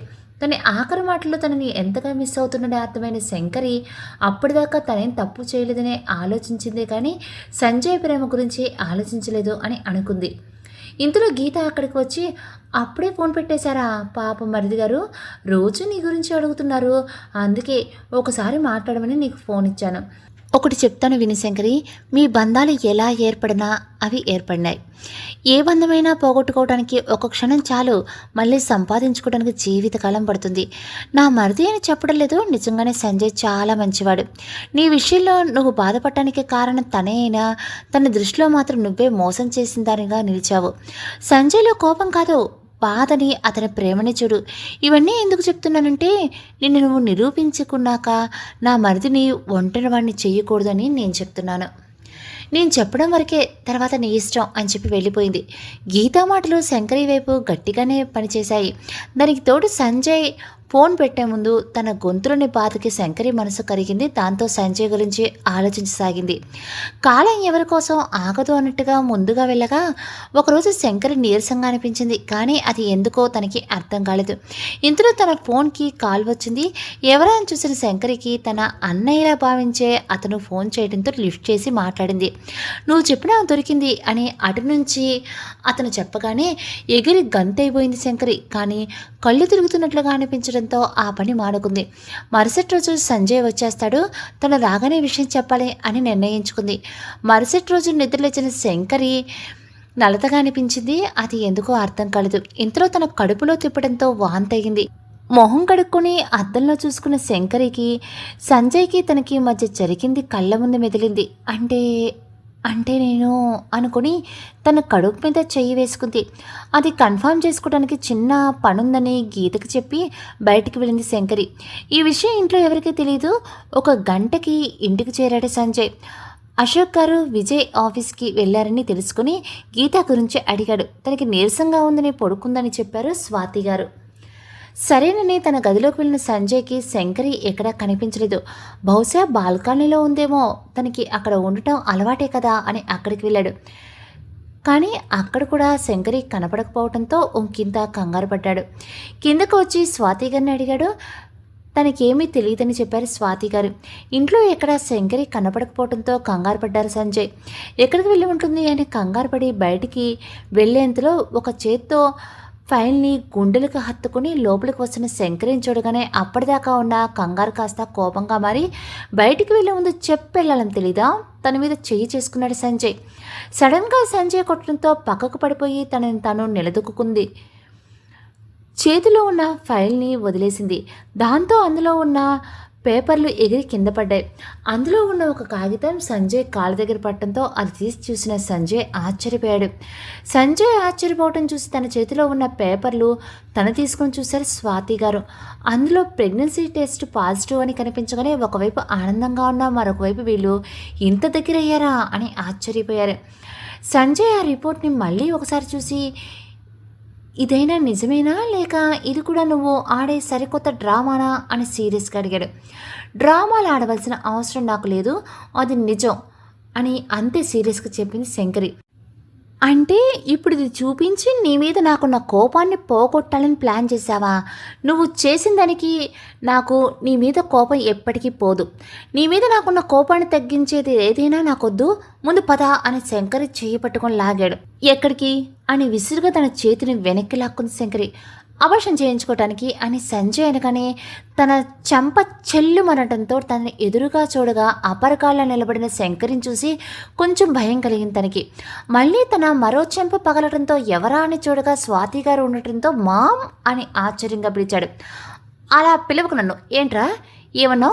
అబార్షన్ చేయిస్తావా నిన్ను అని మళ్ళీ కొట్టడానికి చెయ్యి ఎత్తేలోపే సంజయ్ తన మొహానికి చేతులు అడ్డుగా పెట్టుకోవడం చూసి ఆగిపోయారు. హాల్లో అలకడి అవుతూ ఉండడంతో బయటకు వచ్చిన గీతకి సంజయ్ని స్వాతి గారు కొట్టడం చూసి ఆశ్చర్యపోయింది. వెంటనే తన భర్తకి ఫోన్ చేసి చెప్పి మామగారిని తీసుకుని రమ్మని చెప్పి బయటికి వచ్చింది. సంజయ్ మాత్రం మొదటిసారి తను ప్రేమించిన అమ్మాయి చేతిలో మరియు తన తల్లి చేతిలో దెబ్బలు తినడంతో తల దించుకొని నిలబడ్డాడు. చూడు సంజయ్, నువ్వు ప్రేమించానన్నావు, కాదనలేదు. పెళ్లి చేసుకున్నావు, మేము ఆపలేదు. తనకి దగ్గరయ్యావు, మాకు తెలియలేదు. ఇప్పుడు ఈ ఇంటి వారసును నీ చేతులతో చంపాలనుకుంటున్నావు, దీనికి మాత్రం నేను ఎప్పటికీ ఒప్పుకోను. ఒక ప్రాణం విలువ తెలిస్తే తన కడుపులో ఉన్న చిన్న ప్రాణాన్ని తీస్తానని అనవు అని ఆవేశపడ్డారు స్వాతి గారు. మామని సంజయ్ ఏదో అనేంతలో ఆపమన్నట్టుగా చేతిని చూపించారు స్వాతి గారు. చూడు, తన నీ విషయంలో ఏం చేసినా నువ్వు ఇప్పుడు చేయాలనుకున్నది మాత్రం చాలా తప్పు. మరొకసారి నీ ఆలోచన వచ్చిందంటే నేను ఏం చేస్తానో నాకే తెలీదు, జాగ్రత్త అని బెదిరించారు. మామూలుగా స్వాతి గారి కోపం రాదు, ఒకవేళ వచ్చిందంటే దానికి ఖచ్చితంగా బలమైన కారణమే ఉంటుంది. అందుకే సైలెంట్గా నిలబడ్డాడు సంజయ్. మీరిద్దరూ మాట్లాడుకోవటం పూర్తయితే ఇప్పటికైనా నాకు మాట్లాడటానికి అవకాశం ఇస్తారా అని వినిపించిన వైపు చూడగా కందిన బొగ్గతో వాళ్ళ వైపు తీవ్రంగా చూస్తున్న శంకరి కనిపించింది. లీసా అని ఆశ్చర్యంగా పలికాడు సంజయ్. లీసా కాదు, శంకరి, లీలా శంకరి. అని కోపంగా అరిచింది శంకరి. మొదటిసారి శంకరిలో అంత కోపం చూసిన సంజయ్కి నోట మాట రాలేదు. ఏమనుకుంటున్నావు నువ్వు? నా పేరు మార్చేసావు. నా ఇష్టం లేకుండా బలవంతంగా తాళి కట్టావు. నా ఇష్టం లేకుండా బలవంతంగా నన్ను తాకావు. ఎప్పుడు నా నా కడుపులో ఉన్న బిడ్డను కూడా చంపాలనుకుంటున్నావు. నేను ఏం చేశానని? ఎంతసేపు నువ్వు తప్పు చేసావు అని అంటావే తప్ప ఒక్కసారి ఆ తప్పు నువ్వు చేసావా అని అడిగావా? లేదు. ఈ మహానుభావుడు నన్ను లవ్ చేశాడంట, నాతో ఫోన్లో మాట్లాడాడంట. అంటే ఇంత ఆస్తి ఉంది, నీ మెదడులో అంత తెలివి ఉంది కదా, కనీసం నువ్వు తీసుకున్న ఫోన్ నెంబర్ నాదో కాదో తెలుసుకునే పని లేదా నీకు అని నిలదీసింది శంకరి. శంకరి మాటలకి సంజయ్ ఆశ్చర్యంగా చూసి, అంటే ఆ అమ్మాయి నాకు ఇచ్చిన ఫోన్ నెంబర్ నీది కాదా అని అడిగాడు. అదే కదా నేను మొత్తుకుంటుంది. అసలు ఫోన్ నెంబర్ మాత్రమే కాదు, మీతో ఫోన్లో మాట్లాడింది, చాట్ చేసింది కూడా నేను కాదు అని నిక్కచ్చిగా చెప్పేసింది శంకరి మాటకు సంజయ్కి ఏం మాట్లాడాలో అర్థం కాలేదు. ఎందుకంటే తను ఎంతకాలం మాట్లాడింది తను ప్రేమించిన అమ్మాయితో కాదు మరెవరితోనో అనేసరికి తన మనసు మెలిపెట్టినట్టయింది. బాధగా సోఫాలో కూలబడ్డాడు. నాతో మాట్లాడింది నువ్వు కాకపోతే నేను ఇచ్చిన బహుమతులు, నువ్వు నాకు పంపిన ఫోటోల సంగతి ఏంటి అని మాటలు కూడా తీసుకుని అడిగాడు. అవన్నీ తెలియాలంటే ముందు మీరు నాతో రావాలి అని వినిపించిన వైపు చూడగా గుమ్మం దగ్గర నిలబడిన విక్రాంతిని చూసి ఆశ్చర్యపోయాడు సంజయ్. రే విక్కీ, నువ్వేంట్రా ఇక్కడ అని అడిగాడు. నేను వచ్చింది నీకోసం కాదురా, నా చెల్లి కోసం, నా చెల్లికి సపోర్ట్ కోసం వచ్చాను అని గంభీరంగా చెప్పి శంకరి పక్కన నుంచున్నాడు విక్రాంత్. చెల్లేంటి అని ఆశ్చర్యంగా పైకి లేచి అడిగాడు సంజయ్. నీకు చెప్పాను కదరా, లాస్ట్ ఇయర్ నాకు యాక్సిడెంట్ అయితే ఒక అమ్మాయి నన్ను సేవ్ చేసిందని, తన దగ్గర డబ్బులు లేకపోతే నేను తనకి అన్నయ్యను అవుతానని తన బంగారం పెట్టి నన్ను కాపాడింది. అలాంటి తనకి ఏదైనా సహాయం చేస్తాడని అడిగితే తోబుట్టువు లేని నాకు అన్నయ్యగా మీరు దొరికారు అని అది చాలని చెప్పింది. అలాంటి మంచి మనసున్న అమ్మాయికి నేను సహాయం చేయాలని నా కంపెనీలో పార్ట్ టైం జాబ్ ఆఫర్ చేశాను. కానీ తన ముందే చెప్పింది తన కళల గురించి, పైగా నా దగ్గర పని చేస్తున్నట్టుగా కూడా ఎవరికీ తెలియకూడదు అని చెప్పింది. ఒకసారి నువ్వు నా దగ్గరికి వచ్చినప్పుడు కూడా నా ప్రాజెక్టు ఓకే అయిందంటే దానికి కారణం నా చెల్లి అని చెప్పాను చూడు, తనే నా చెల్లి శంకరి. నా చెల్లి కళలను కాలదనిన వాడు ఎవరో అనుకున్నా అది నా ప్రాణ స్నేహితుడిని, నా చెల్లి కళలను తుంచేసాడని తెలిసాక చాలా బాధగా ఉందిరా అని బాధపడ్డాడు విక్రాంత్. నాకంతా అయోమయంగా ఉంది. అసలు ఏం జరిగిందిరా?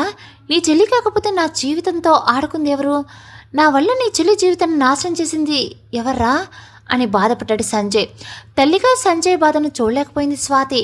అభాష్ అనగానే కోపం వచ్చినా ఇప్పుడు తన కొడుకు జీవితంతో ఒకరు ఆడుకున్నారని తను బాధపడుతుంటే చూడలేకపోయింది. సంజయ్ భుజం మీద చెయ్యి వేసి తనని ఓదార్చింది. ఇప్పుడు మీరు బాధపడినా జరిగింది తిరిగి రాదు మిస్టర్ సంజయ్, మీకు కావాల్సింది ప్రూఫ్ కదా, వాటి కోసమే నేను కూడా ఇన్ని రోజులు ఎదురు చూశాను. ఏ తప్పు చేయని నన్ను అవమానించారు. ఇప్పుడు నా మీద పడ్డ నిందను తొలగిపోవడానికి నాకు ఒక అవకాశం దొరికింది. నేను ఏ తప్పు చేయలేదని నిరూపించుకునే అవకాశాన్ని నేను వదులుకోలేను అని తన కన్నీళ్లను తుడుచుకుని పక్కకు చూసి తనకి అశోక్ గారు, విజయ్ గారు కనిపించారు. ఇప్పటిదాకా నాకు అవకాశం ఇవ్వలేదు. ఒక్కసారి నా మీద నమ్మకం ఉంచి నాతో రండి, నేను ఏ తప్పు చేయలేదని నన్ను నేను నిరూపించుకోనివ్వండి అని చేతులు జోడించడిగింది శంకరి. కొద్దిసేపటికి కారు ఒక ఇంటి ముందు ఆకటంతో కిందకు దిగారు అందరూ. ఇదే ఇల్లు అని విక్రాంత్ చెప్పడంతో అప్పటిదాకా లేని ఆవేశం, కోపం నరాల్లో వ్యాపించగా పిడికిలు బిగించి వడివడిగా లోపలికి నడిచింది శంకరి. మొహంలో కోపం స్పష్టంగా కనిపించేసరికి ఏమవుతుందోని అందరూ తనని అనుసరించారు. కోపంగా బుసలు కొడుతూ ఇంట్లోకి అడుగుపెట్టిన శంకరి హాల్లో కూర్చొని పేపర్ చదువుతూ కనిపించారు రామయ్య గారు. ఆయన వైపు సీరియస్గా చూసి, మీ అమ్మాయి ఎక్కడా అని అడిగింది. వాళ్ళ అమ్మాయి చదువుకునేటప్పుడు శంకర్ని చూడటంతో తనను గుర్తుపెట్టి, నువ్వు లీలా శంకరి కదా అని అడిగారు. అవును, మీ అమ్మాయి ఎక్కడా అని మళ్ళీ అడిగింది శంకరి. శంకరి మొహంలో కోపం చూడగానే రామయ్య గారికి ఏమీ అర్థం కాలేదు. అక్కడ అని గదివైపు చూపించక కోపంగా గది వరకు వెళ్ళి గదిలో ఉన్నది చూసి షాక్ అయిపోయింది శంకరి ఎందుకు ఆగిపోయిందో అర్థం కాక తన వెనకే వచ్చిన వాళ్ళు గదిలో చూడగా బెడ్ మీద అచేతనంగా పడి ఉన్న మనస్విని చూసి షాక్ అయ్యారు. మనస్వి పక్కన కూర్చున్న తన తల్లి గుమ్మం దగ్గర నుంచుంది. ఎవరో అర్థం కాక చూశారో ఆమె చూసిన వైపు చూడగా అక్కడ శంకరి ఉంటుంది చూసి, వచ్చావా లీలా అని అడిగింది మనస్విని. తన ప్రాణ స్నేహితులు అలా నిర్జీవంగా మంచంపై ఉండటం చూసి చెలించిపోయింది శంకరి. ఎంతో కోపంతో తన దగ్గరికి వెళ్ళిన శంకరికి ఇప్పుడు కంట్లో నీళ్లు ఆగకుండా కారుతున్నాయి. తనని తిట్టాలనుకున్న నోరు ఇప్పుడు మూగబోయింది. అడుగులో అడుగు వేసుకుంటూ తనని సమీపించింది. ఏంటి శంకు, నన్ను చూడగానే నీకోసం సారీ, నీ కోపం చల్లారిపోయిందా? వద్దే, ఆ కోపాన్ని చల్లారనివ్వకు. నీ కోపం నాపై చూపించు, నన్ను చంపు, నాకు విముక్తిని ప్రసాదించు అని ఏడ్చేసింది మనస్వి. అసలు అసలు ఏంటిది మను, నీ చేతులు కాళ్ళు ఇలా చచ్చిపడిపోయాయేంటి అని కళ్ళ నిండా నీళ్లతో అడిగింది శంకరి. చేసిన పాపం ఊరికే పోతుందా శంకు అని శంకరి వెనుక ఉన్న సంజయ్ని చూసి, మీకు చేసిన ద్రోహానికి నాకు దేవుడే తగిన శిక్ష విధించాడు సంజయ్ గారు అని చెప్పి ఏడ్చింది మనస్వి. అసలేంటి ఇదంతా? నీ గురించి ఎవరిని అడిగినా నువ్వు ఎక్కడున్నావో, లేదు నువ్వు ఎక్కడికి వెళ్ళిపోయావని చెప్పారు, ఏం జరిగింది అని అడిగింది శంకరి. నాలో నీపై కలిగిన అసూయకి ప్రతిఫలమే ఇది. అవునే, కాలేజీలో జాయిన్ అయిన మొదలు నీతో స్నేహం చేశాను. స్వచ్ఛమైన నీ మనసు నాకు నచ్చి అందరిని నిన్ను పొగుడుతూ నిన్ను అందంలో ఎక్కిస్తుంటే నేను ఓరలేకపోయాను. చివరికి కాలేజీ ఫస్ట్ వచ్చి అందరి దృష్టిలో నువ్వు గొప్పదానిగా అవ్వడం తట్టుకోలేకపోయాను. నేను సెకండ్ వచ్చి నీతో కలిసి ఉన్న నన్ను ఎవరూ పట్టించుకోపోవటం నాకు నీపై అసూయని పెంచేశాయి. ఆ కాలం గడిచే కొద్దీ అవకాశం కోసం వేచి ఉన్నాను. అప్పుడే సంజయ్ గారు నీ లైఫ్లోకి వచ్చారు. నిజానికి ఆ రోజు అతనిని చూసి నేను ఇష్టపడ్డాను, కానీ బ్లైండ్ డ్యాన్స్ అని అతను నీతో డ్యాన్స్ చేస్తుంటే నేను తట్టుకోలేకపోయాను. ఇవన్నీ కాదు అన్నట్టు సంజయ్ వచ్చి నన్ను నీ ఫోన్ నెంబర్ ఇవ్వమని అడిగారు.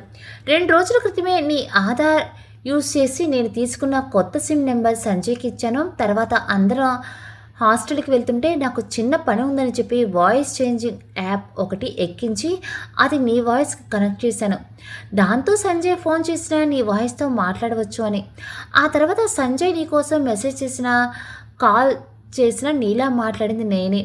సంజయ్తో నాతో మాట్లాడి అడిగే ప్రతి మాట నీ గురించే. అలా ప్రతిసారి నీ గురించి అడుగుతుంటే నీ మీద నాకున్న కోపం ఇంకా ఇంకా ఎక్కువైంది. కానీ పేరు చెప్పింది నువ్వు ఎక్కడికి వెళ్ళినా సంజయ్ నిన్ను చూడాలని అనడంతో చెప్పేదాన్ని. అతను నిన్ను చూసిన ప్రతిసారి తన కళ్ళల్లో నీ ప్రేమ కనిపిస్తుంటే నాకు ఇంకా కోపం ఎక్కువైంది. ఆ సమయంలో సంజయ్ ఊరు వెళ్ళాడు.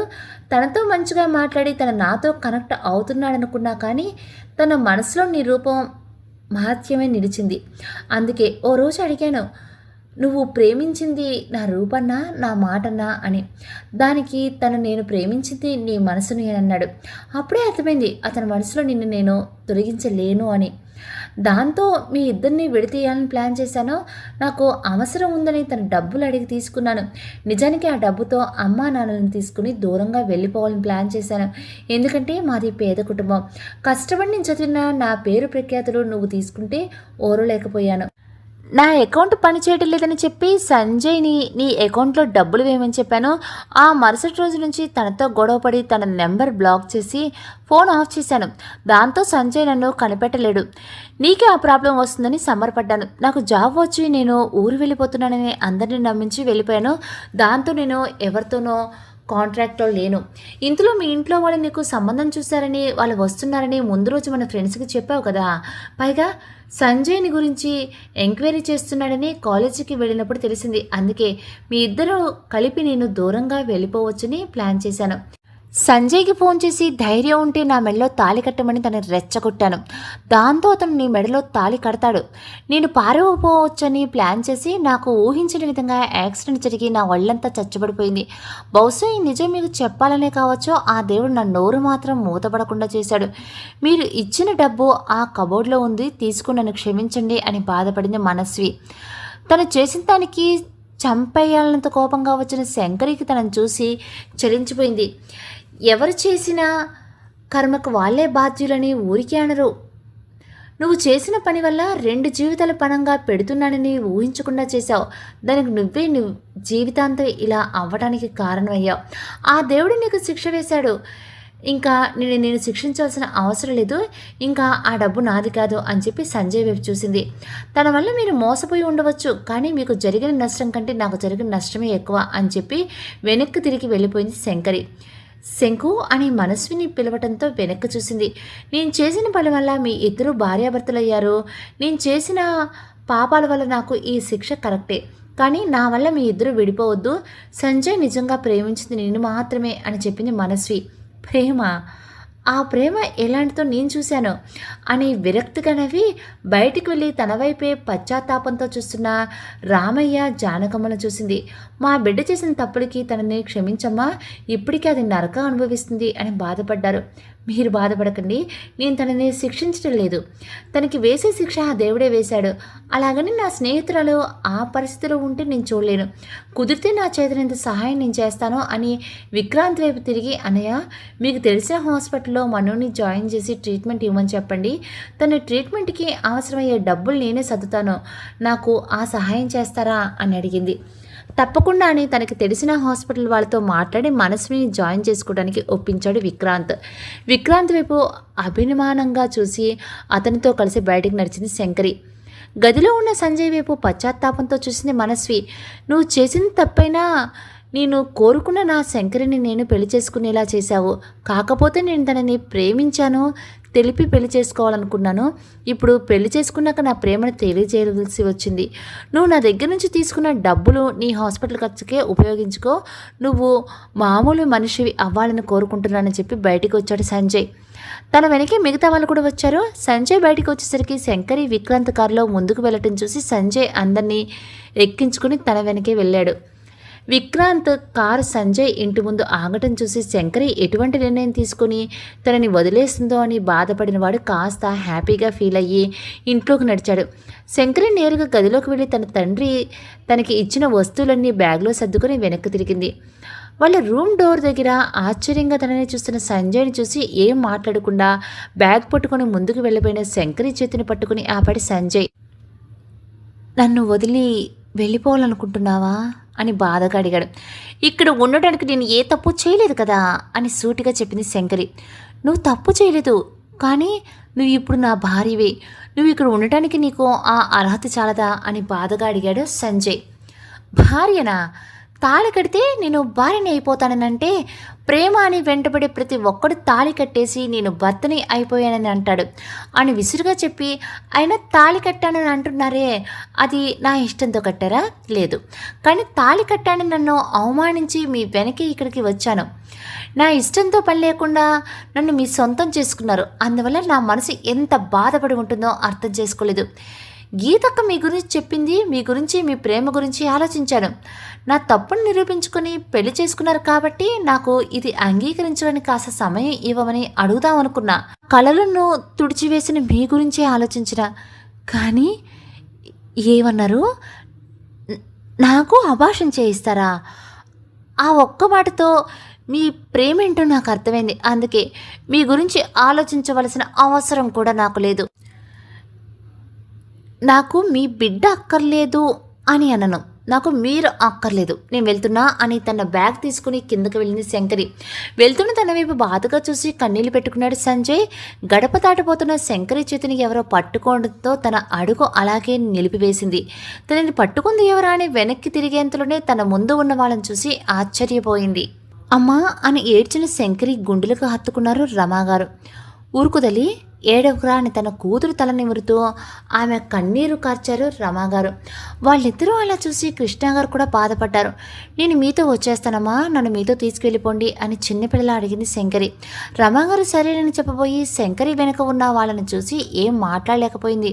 రమాగారు మాట్లాడకపోవడంతో వెనక్కి తిరిగిన శంకరి తన వెనక సంజయ్ 2 చేతులు జోడించి ఉండటం చూసి ఆశ్చర్యపోయింది. అంటే ఇందాక నా చేతిని పట్టుకుని ఆపింది సంజయ అనుకుంది శంకరి. ఆ రోజు తెలుసుకోకుండా మీ ఇంటికి వచ్చి మీ అమ్మాయి మెడలో తాళి కట్టి నా ఇంటికి తీసుకుని వచ్చాను. ఇప్పుడు నా తప్పు తెలుసుకుని మిమ్మల్ని ప్రాధాయపడుతున్నాను. ప్లీజ్ నా శంకర్ని తీసుకువెళ్ళవద్దు అని అభ్యర్థించాడు సంజయ్.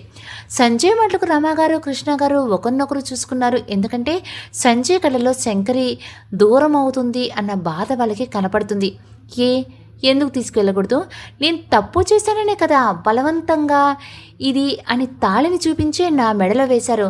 ఇప్పుడు నేను తప్పు చేయలేదని తెలిసింది కదా, కాబట్టి నన్ను వదిలేయండి అని ముందుకు కదలిపోయింది. కానీ సంజయ్ తన చేతిని పట్టుకోవడంతో ఆగిపోయింది. నువ్వు దూరం అవుతావని నిన్ను పెళ్లి చేసుకున్నాను, అలాంటిది పెళ్లి చేసుకుని కూడా దూరం అవుతుంటే నేను భరించలేను. ప్లీజ్ నువ్వు ఏం చెప్పినా నేను చేస్తాను. నిజమే, నేను ఏం తెలుసుకోకుండా నేను నీతోనే మాట్లాడుతున్నాను అని అనుకున్నాను. కానీ నన్ను ఒకరు మోసం చేస్తున్నారని తెలుసుకోలేకపోయాను. ఎవరో చేసిన దానికి నిన్ను శిక్షించాను. పైగా ఏ భర్త అనకూడని విధంగా నిన్ను అభాషణ చేయించుకోమన్నాను. అది నా తప్పే. ఆ తప్పుకు నువ్వు ఏ శిక్ష విధించినా కానీ నాకు దూరంగా వెళ్ళకు అని నేను భరించలేను అని చెప్పాడు. అలా మోకాళ్ళ మీద కూర్చొని బాధపడ్డాడు సంజయ్ ఇలా ఏడుస్తుంటే అందరికీ చాలా బాధగా అనిపించింది. శంకరికి కూడా బాధగా అనిపించినా అది తన పడ్డ మానసిక బాధంతా కాదులే అనుకుని వస్తున్న కన్నీటిని తుడుచుకుంది. శంకరి, నీ విషయంలో వాడే కాదు, నేను చేస్తుంది కూడా తప్పే.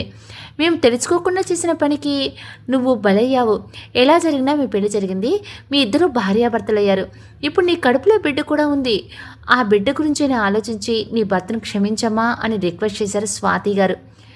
అంటే ఏంటండి, ఒకడు ఇష్టం లేకుండా మెడలో తాళి కట్టాడని వాడు తనకి నచ్చకపోయినా వాడితో కాపురం చేయాలా ఏంటి? బిడ్డ గురించి ఆలోచించి తనని క్షమించాలా? ఈ బిడ్డే వద్దనుకున్నాడు. అలాంటప్పుడు నా బిడ్డకి అతను అక్కర్లేదు. అయినా ఏంటి ఇంత నార్మల్గా మాట్లాడుతున్నారు? ఓహో, నిజం తెలిసిందనా? మీరు చాలా గ్రేట్ అండి. తప్పు చేస్తే మాటలతో చంపేస్తారు, అదే తప్పు లేదని తెలిస్తే మాటలతో యాక్ట్ చేస్తారు. ఎంతైనా మీరు గ్రేట్ అత్తయ్యా అని వెటకారంగా అంది శంకరి. వాళ్ళ మాటలు బట్టి శంకరి తల్లి అవుతుందని తెలిసి ఆనందపడాలో బాధపడాలో అర్థం కాలేదు కృష్ణ గారికి, రమాగారికి. కొడుకు మీద ప్రేమతో తప్పప్పుడు తెలుసుకోలేకపోయాయో అందుకే మేము బాధపడుతున్నామమ్మా అని చెప్పారు అశోక్ గారు. మీరు కేవలం బాధపడుతున్నారు, కానీ నేను ఆ బాధను అనుభవిస్తున్నాను. అరే, ఎంతసేపు నువ్వు మోసం చేశావు, నువ్వు తప్పు చేశావు అన్నారే, కానీ ఒక్కరైనా నువ్వు నిజంగా చేశావా అని ఏ రోజైనా అడిగారా? ఏదో ఖైదీని తెచ్చినట్టు నా మెడలో ఇది కట్టి ఆ రూమ్లో పడేశారు. బయటికి వెళ్ళకూడదని ఆంక్షలు ఒకటి నాకు అని తల కొట్టుకుంది శంకరి. సంజు చేసిన తప్పేనమ్మా, అలానే మీరు విడిపోవటం న్యాయమా చెప్పు అని అడిగారు విజయ్.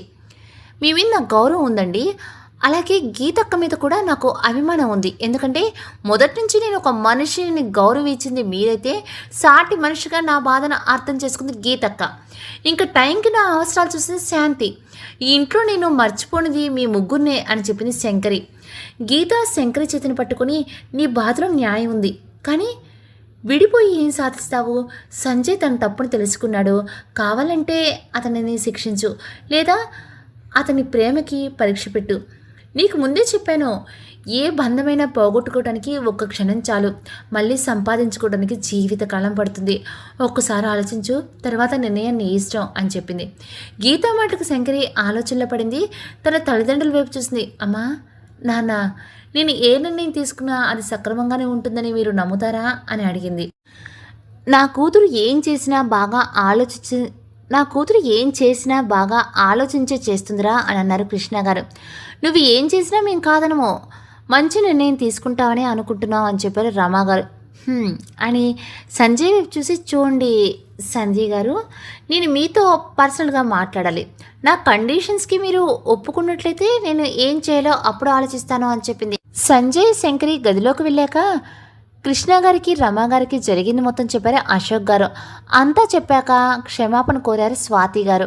కృష్ణ గారు, రమాగారు కూడా వాళ్ళ వైపు నుంచి ఆలోచించి వాళ్ళు అలా చేసిన దాంట్లో తప్పు లేదని భావించి, కానీ తుది నిర్ణయం శంకర్ది అని మాత్రమే చెప్పారు వాళ్ళు. దాంతో అందరూ శంకరి నిర్ణయం కోసం ఎదురు చూడసాగారు. శంకరి సోఫాలో కూర్చోవడంతో తన ఎదురుగా నిలబడ్డాడు సంజయ్. తనని తీసుకొచ్చిన మొదటి రోజు సంజయ్ ప్రవర్తించిన తీరును గుర్తు తెచ్చుకుంది శంకరి. ఆ ఫ్లవర్ వాజ్ ఇలా ఇవ్వు అని సీరియస్గా అడిగింది శంకరి. సంజయ్ శంకరి ఎందుకు అడిగిందో తెలియక ఆ ఫ్లవర్ వాజ్ని చేతికి అందించాడు. శంకరి ఆ ఫ్లవర్ వాజ్ని అటు ఇటు తిప్పి చూస్తుండగా అర్థమైన సంజయ్కి, కానీ తనని ఆపాలనిపించలేదు. శంకరి ఆ ఫ్లవర్ వాజ్ని పైకెత్తగానే కళ్ళు మూసుకున్న సంజయ్కి ఫ్లవర్ వాజ్ పగిలిన శబ్దం రాకపోవడంతో కళ్ళు తెరిచి చూశాడు. ఏంటి, నీలా నేను కూడా ఫ్లవర్ వాజ్ని పగల కొడతాను అనుకున్నావా? ఏదైనా ఒకసారి పగిలితే అది అతుక్కోదు, అది గాజైనా మనసైనా అని ఫ్లవర్ వాజ్ని పక్కన పెట్టి సూటిగా సంజయ్ కళ్ళలోకి చూసింది శంకరి. ఇప్పుడు నాలో రగులుతున్న బాధ ఏంటో చెప్పనా? తను ఏం చెప్పాలనుకుంటుందో అర్థమైన సంజయ్ మోకాళ్ళ మీద కూర్చొని శంకరి చేతులతో తన చేతుల్లోకి తీసుకున్నాడు. లీసా అని సంజయ్ పిలవగానే చురుగ్గా చూసింది శంకరి. మీకు ఎన్నిసార్లు చెప్పాను నా పేరు అని కోపంగా అంటున్న శంకరి మాటలను పూర్తి చేస్తూ, శంకరి లీలా, శంకరి సరేనా అని తల కొట్టుకున్నాడు సంజయ్. అతను చేసిన దానికి నవ్వు వచ్చినా పైకి మాత్రం గంభీరంగానే ఉంది. సంజయ్ తన చేతులు పట్టుకుని అది కాదు శంకు అని అనగానే, శంకు శంకు ఏంటి అని అడిగింది శంకరి. అబ్బా లీసా అంటే కోపడతావు, శంకు అంటే అరుస్తావు, ఇంకేమని పిలవను అని శంకరి కోపంగా చూడటం గమనించి, అలా చూడకు శంకు, నిజానికి నేను మాత్రమే ప్రేమించాను, కానీ నా కర్మకాలి మనస్వి చేతులతో మోసపోయాను అని చెప్పాడు. మీరు కేవలం మోసపోయారు కానీ నేను అని సూటిగా ప్రశ్నించింది శంకరి. నిజమే, నా కారణంగా నువ్వు నీ స్వేచ్ఛనే కాదు నీ కళలని నీ తనువును కూడా పోగొట్టుకున్నావు. నీ తనువును నీకు తిరిగి ఇవ్వలేకపోవచ్చు, కానీ నేను ఏమైతే నీ దగ్గర నుంచి తీసుకున్నానో అవన్నీ నీకు తిరిగిచ్చేస్తాను, నీ కళను నేను నెరవేరుస్తాను అని మాట ఇచ్చాడు సంజయ్. శంకరి అతని మాటలకు సూటిగా చూసి, ఏంటి నమ్మకం అని అడిగింది. మీరు నన్ను ప్రేమించారు, కానీ అది నాతో చెప్పాలనుకొని ఎవరితోనో చెప్పారు, ఎవరో మోసం చేస్తే నేనే అనుకుని నన్ను శిక్షించారు. ఇన్ని చేసినా మీరు నా కళలను నెరవేరుస్తారని మాట ఇస్తే నేను ఎలా నమ్ముతాను? అసలు నా కళలు ఏంటో తెలుసా అని సూటిగా అడిగింది శంకరి. నీ తల్లిదండ్రుల జీవితకాలం జాగ్రత్తగా చూసుకోవటం అని చెప్పాడు సంజయ్.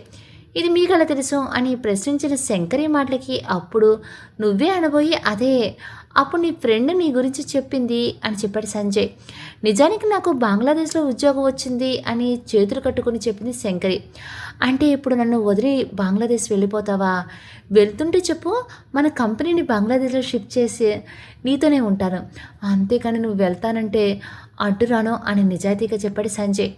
అతని కళ్ళల్లో వెటకారం లేదు, నిజాయితీ కనిపించడంతో, నా కళ బంగ్లాదేశ్ వెళ్ళడం కాదు, నా కళ నేను నా సొంత తెలివితేటలతో అభివృద్ధి చెందాలి, అలా నాకు నేనుగా సంపాదించుకునే నా ఉద్యోగం, అది కూడా ఎందుకంటే నేను అభివృద్ధి చెందటం నా తల్లిదండ్రులు చూడాలి, వాళ్ళ కోసం ఒక పెద్ద ఇంటిని నా సొంత డబ్బులతో కట్టాలి నా కళ, అది నెరవేర్చాలని నేను కష్టపడని రోజంటూ లేదు, కానీ అదంతా కేవలం మీ వల్లే నాశనం అయ్యింది. నా తల్లిదండ్రులను ఒక్కరోజు కూడా విడిచిపెట్టకూడదు అనుకున్నా, అలాంటిది నన్ను పెళ్లి చేసుకుని వాళ్ళని నాకు దూరం చేశారు అని కోపంగా చూసింది శంకరి.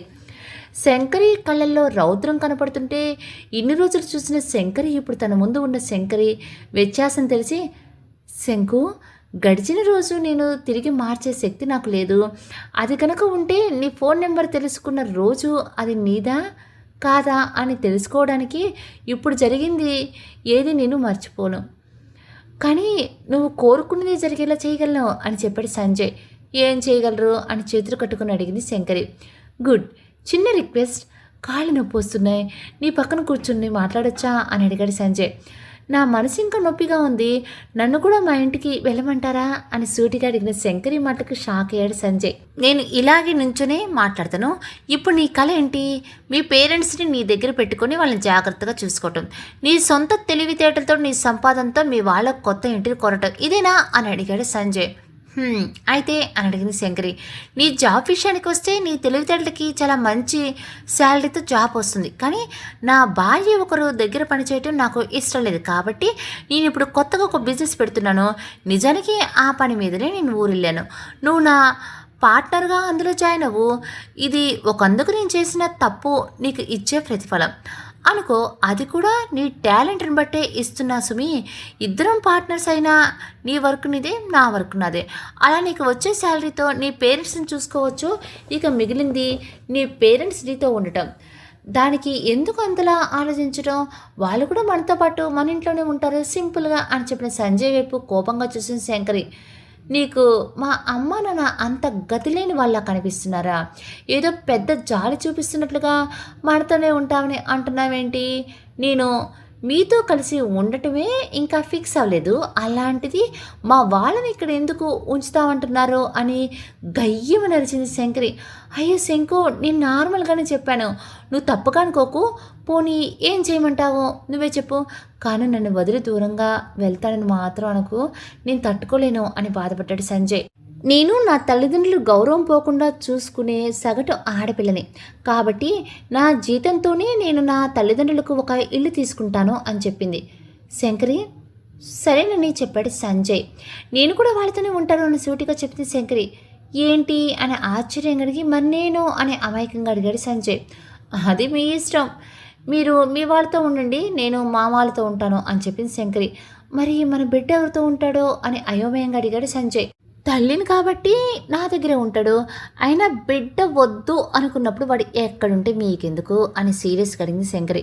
అబ్బా, తిప్పి తిప్పి అక్కడికి రాక శంకు, ఏదో ఆవేశంలో అలా అన్నాను, మన బిడ్డను చంపుకోవాలనుకునే అంత కసాయవాడిని కాదు నేను అని బాధపడ్డాడు సంజయ్. అవును, కసాయివాడు కాదు, కానీ మీరు పెద్ద రేపిస్ట్ అంతేనా అని వ్యంగ్యంగా అంది శంకరి. రేపిస్టా? బాబోయ్, నేను అలాంటి వాడిని కాదు అని అంటున్న సంజయ్ మాటలకి మరి నా విషయంలో మీరు చేసింది ఏంటి, అది రేప్ కాదా అని సూటిగా అడిగింది శంకరి. సంజయ్ ఏం మాట్లాడలేక తలదించుకోవటం చూసి ఏ ఏం మాట్లాడరే, ఇప్పుడు మీ గొంతు మూగబోయిందా, మీరు చేసింది చెప్తే మీకు అలా ఉంటే ఏం చేయండి, నన్ను ఎన్నన్నారు, అలాంటి నేను మీతో ఎలా ఉండగలను, కనీసం మీరు చేసిన దానికి చిన్న సారీ అని చెప్పారా అని సూటిగా అడిగింది శంకరి.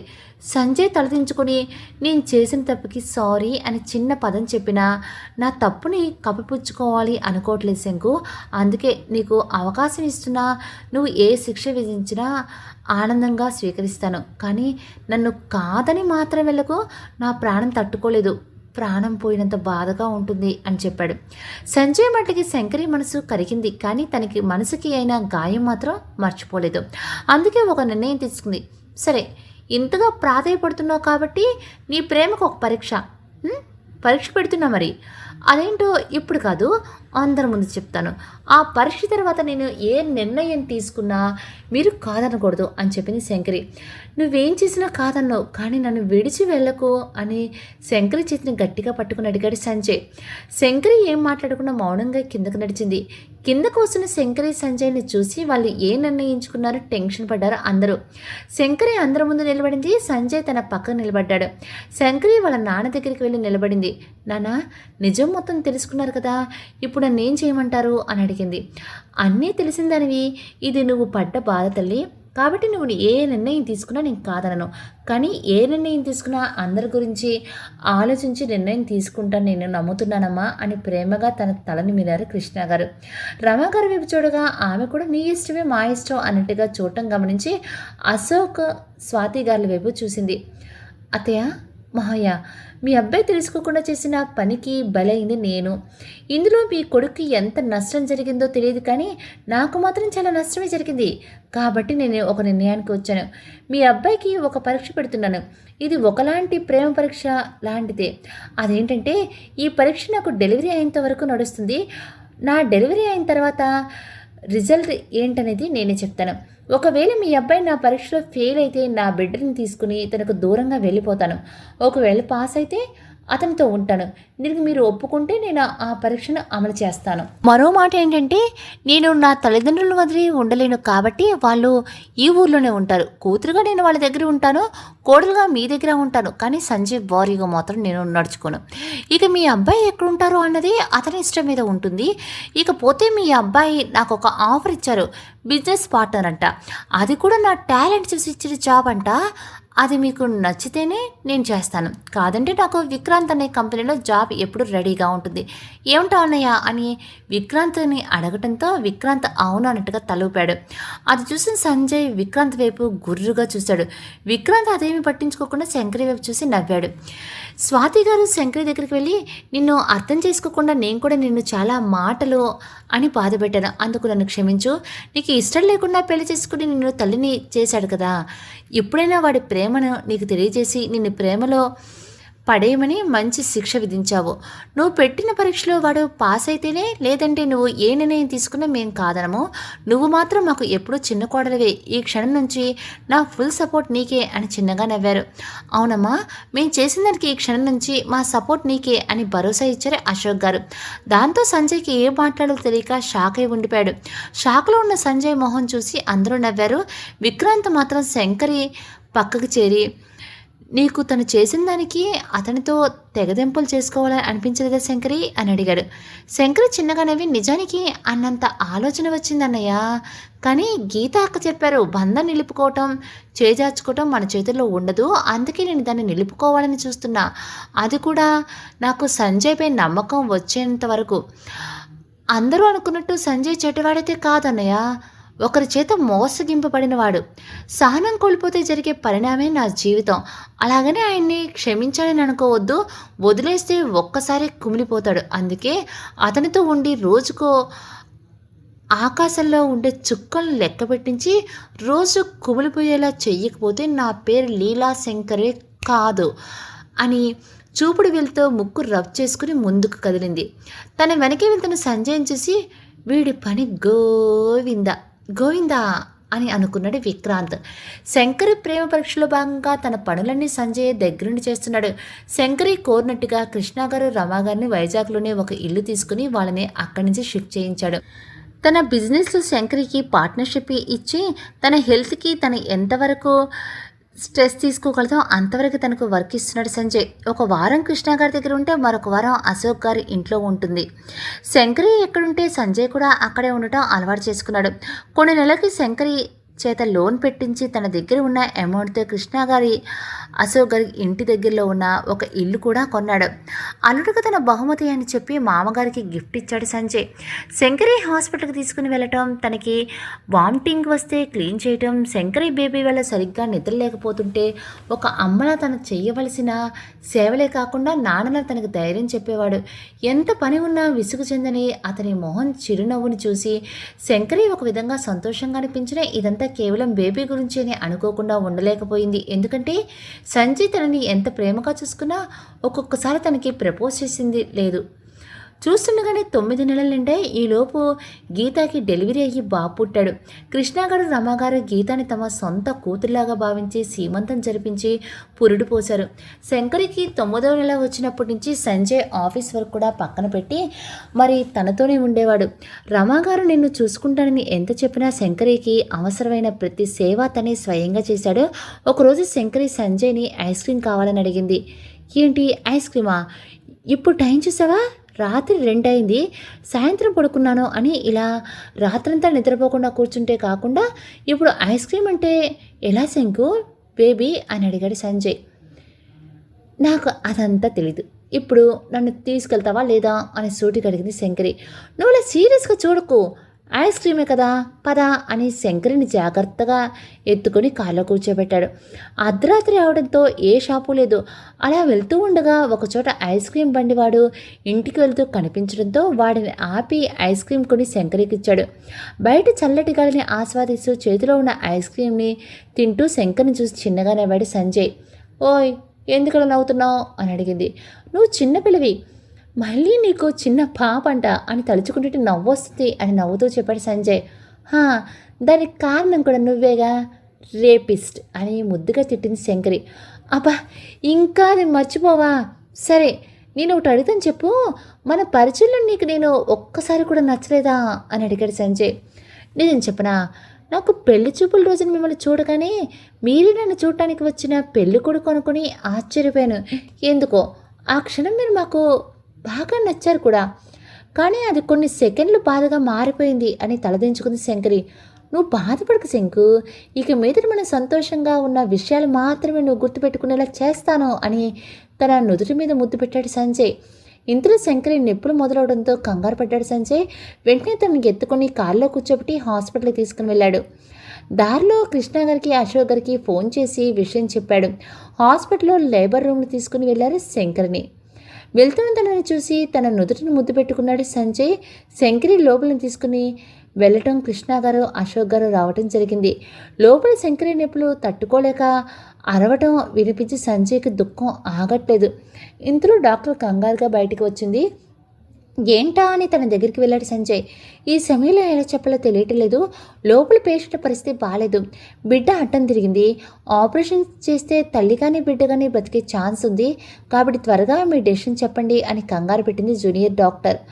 అందరూ డాక్టర్ మాటకి షాక్ అయి ఉండగానే సంజయ్ మాట్లాడుతూ, అయితే నా శంకును మాత్రం బతికించండి, నాకు ఎవరు లేకపోయినా పర్వాలేదు, తను లేకపోతే మాత్రం నేను తట్టుకోలేను అని స్వాతి గారిని పట్టుకుని బాధపడ్డాడు.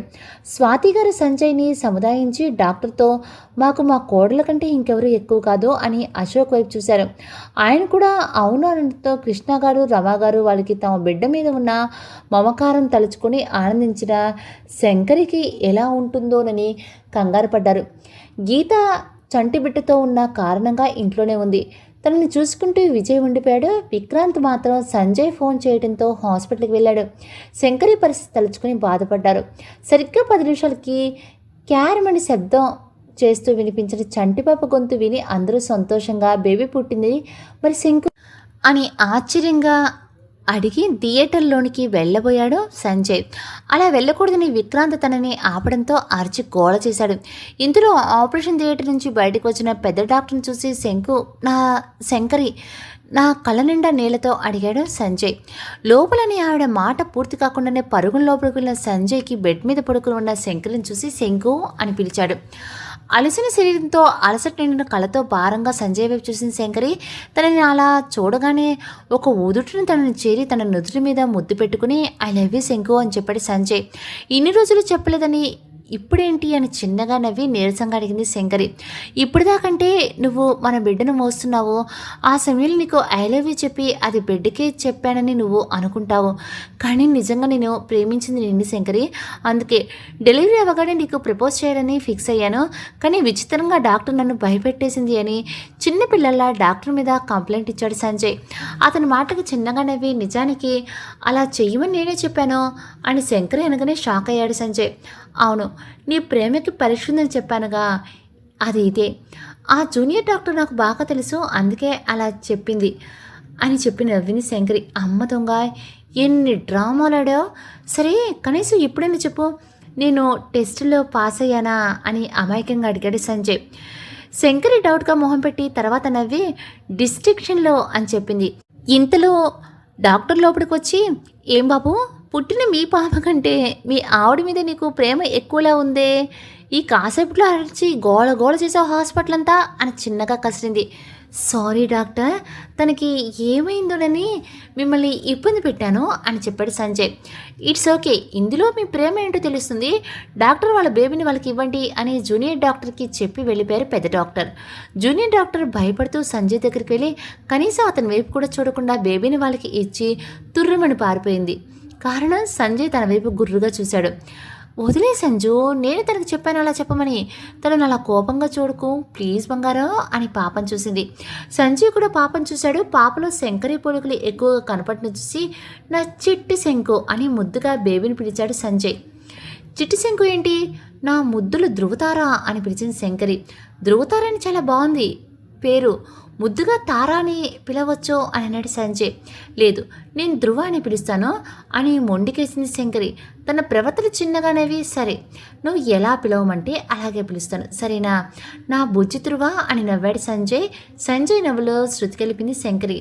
సంజయ్ ప్రేమతో అతను చేసిన గాయాన్ని తాత్కాలికంగా మరిచినా కోపం వచ్చిన ప్రతిసారి రేపిస్ట్ అని తనని టీస్ చేసేది శంకరి. శంకరి మనసు అర్థం చేసుకున్న సంజయ్ ముందుగా తన మనసులో చోటు సంపాదించి పెద్ద కుర్చీ వేసుకుని కూర్చున్నాడు. అందులో అతని తప్ప పాప కూడా రావడానికి వీల్లేదని పాప పుట్టిన 5 నెలల తర్వాత తన పెద్దవాళ్ళకి అప్పచెప్పి శంకర్ని తీసుకుని హనీమూన్కి వెళ్ళిపోయాడు. హాయ్ అండి, హలో. వాళ్ళ హనీమూన్కి వెళ్ళారు, మరి మనం మాత్రం ఎందుకు? ఈ కథను ఇంతటితో ముగించేసేసి మరో కొత్త స్టోరీ రేపు మార్నింగ్ మీకోసం నేను వెయిట్ చేస్తూ ఉంటాను. మరి కరెక్ట్ టైంకి వచ్చేస్తారు కదా. నేనైతే కనుక రేపు మార్నింగ్ మరో మంచి ఇలాంటి స్టోరీతో మిమ్మల్ని అందరినీ నేను కలుస్తాను. అంతవరకు నమస్తే.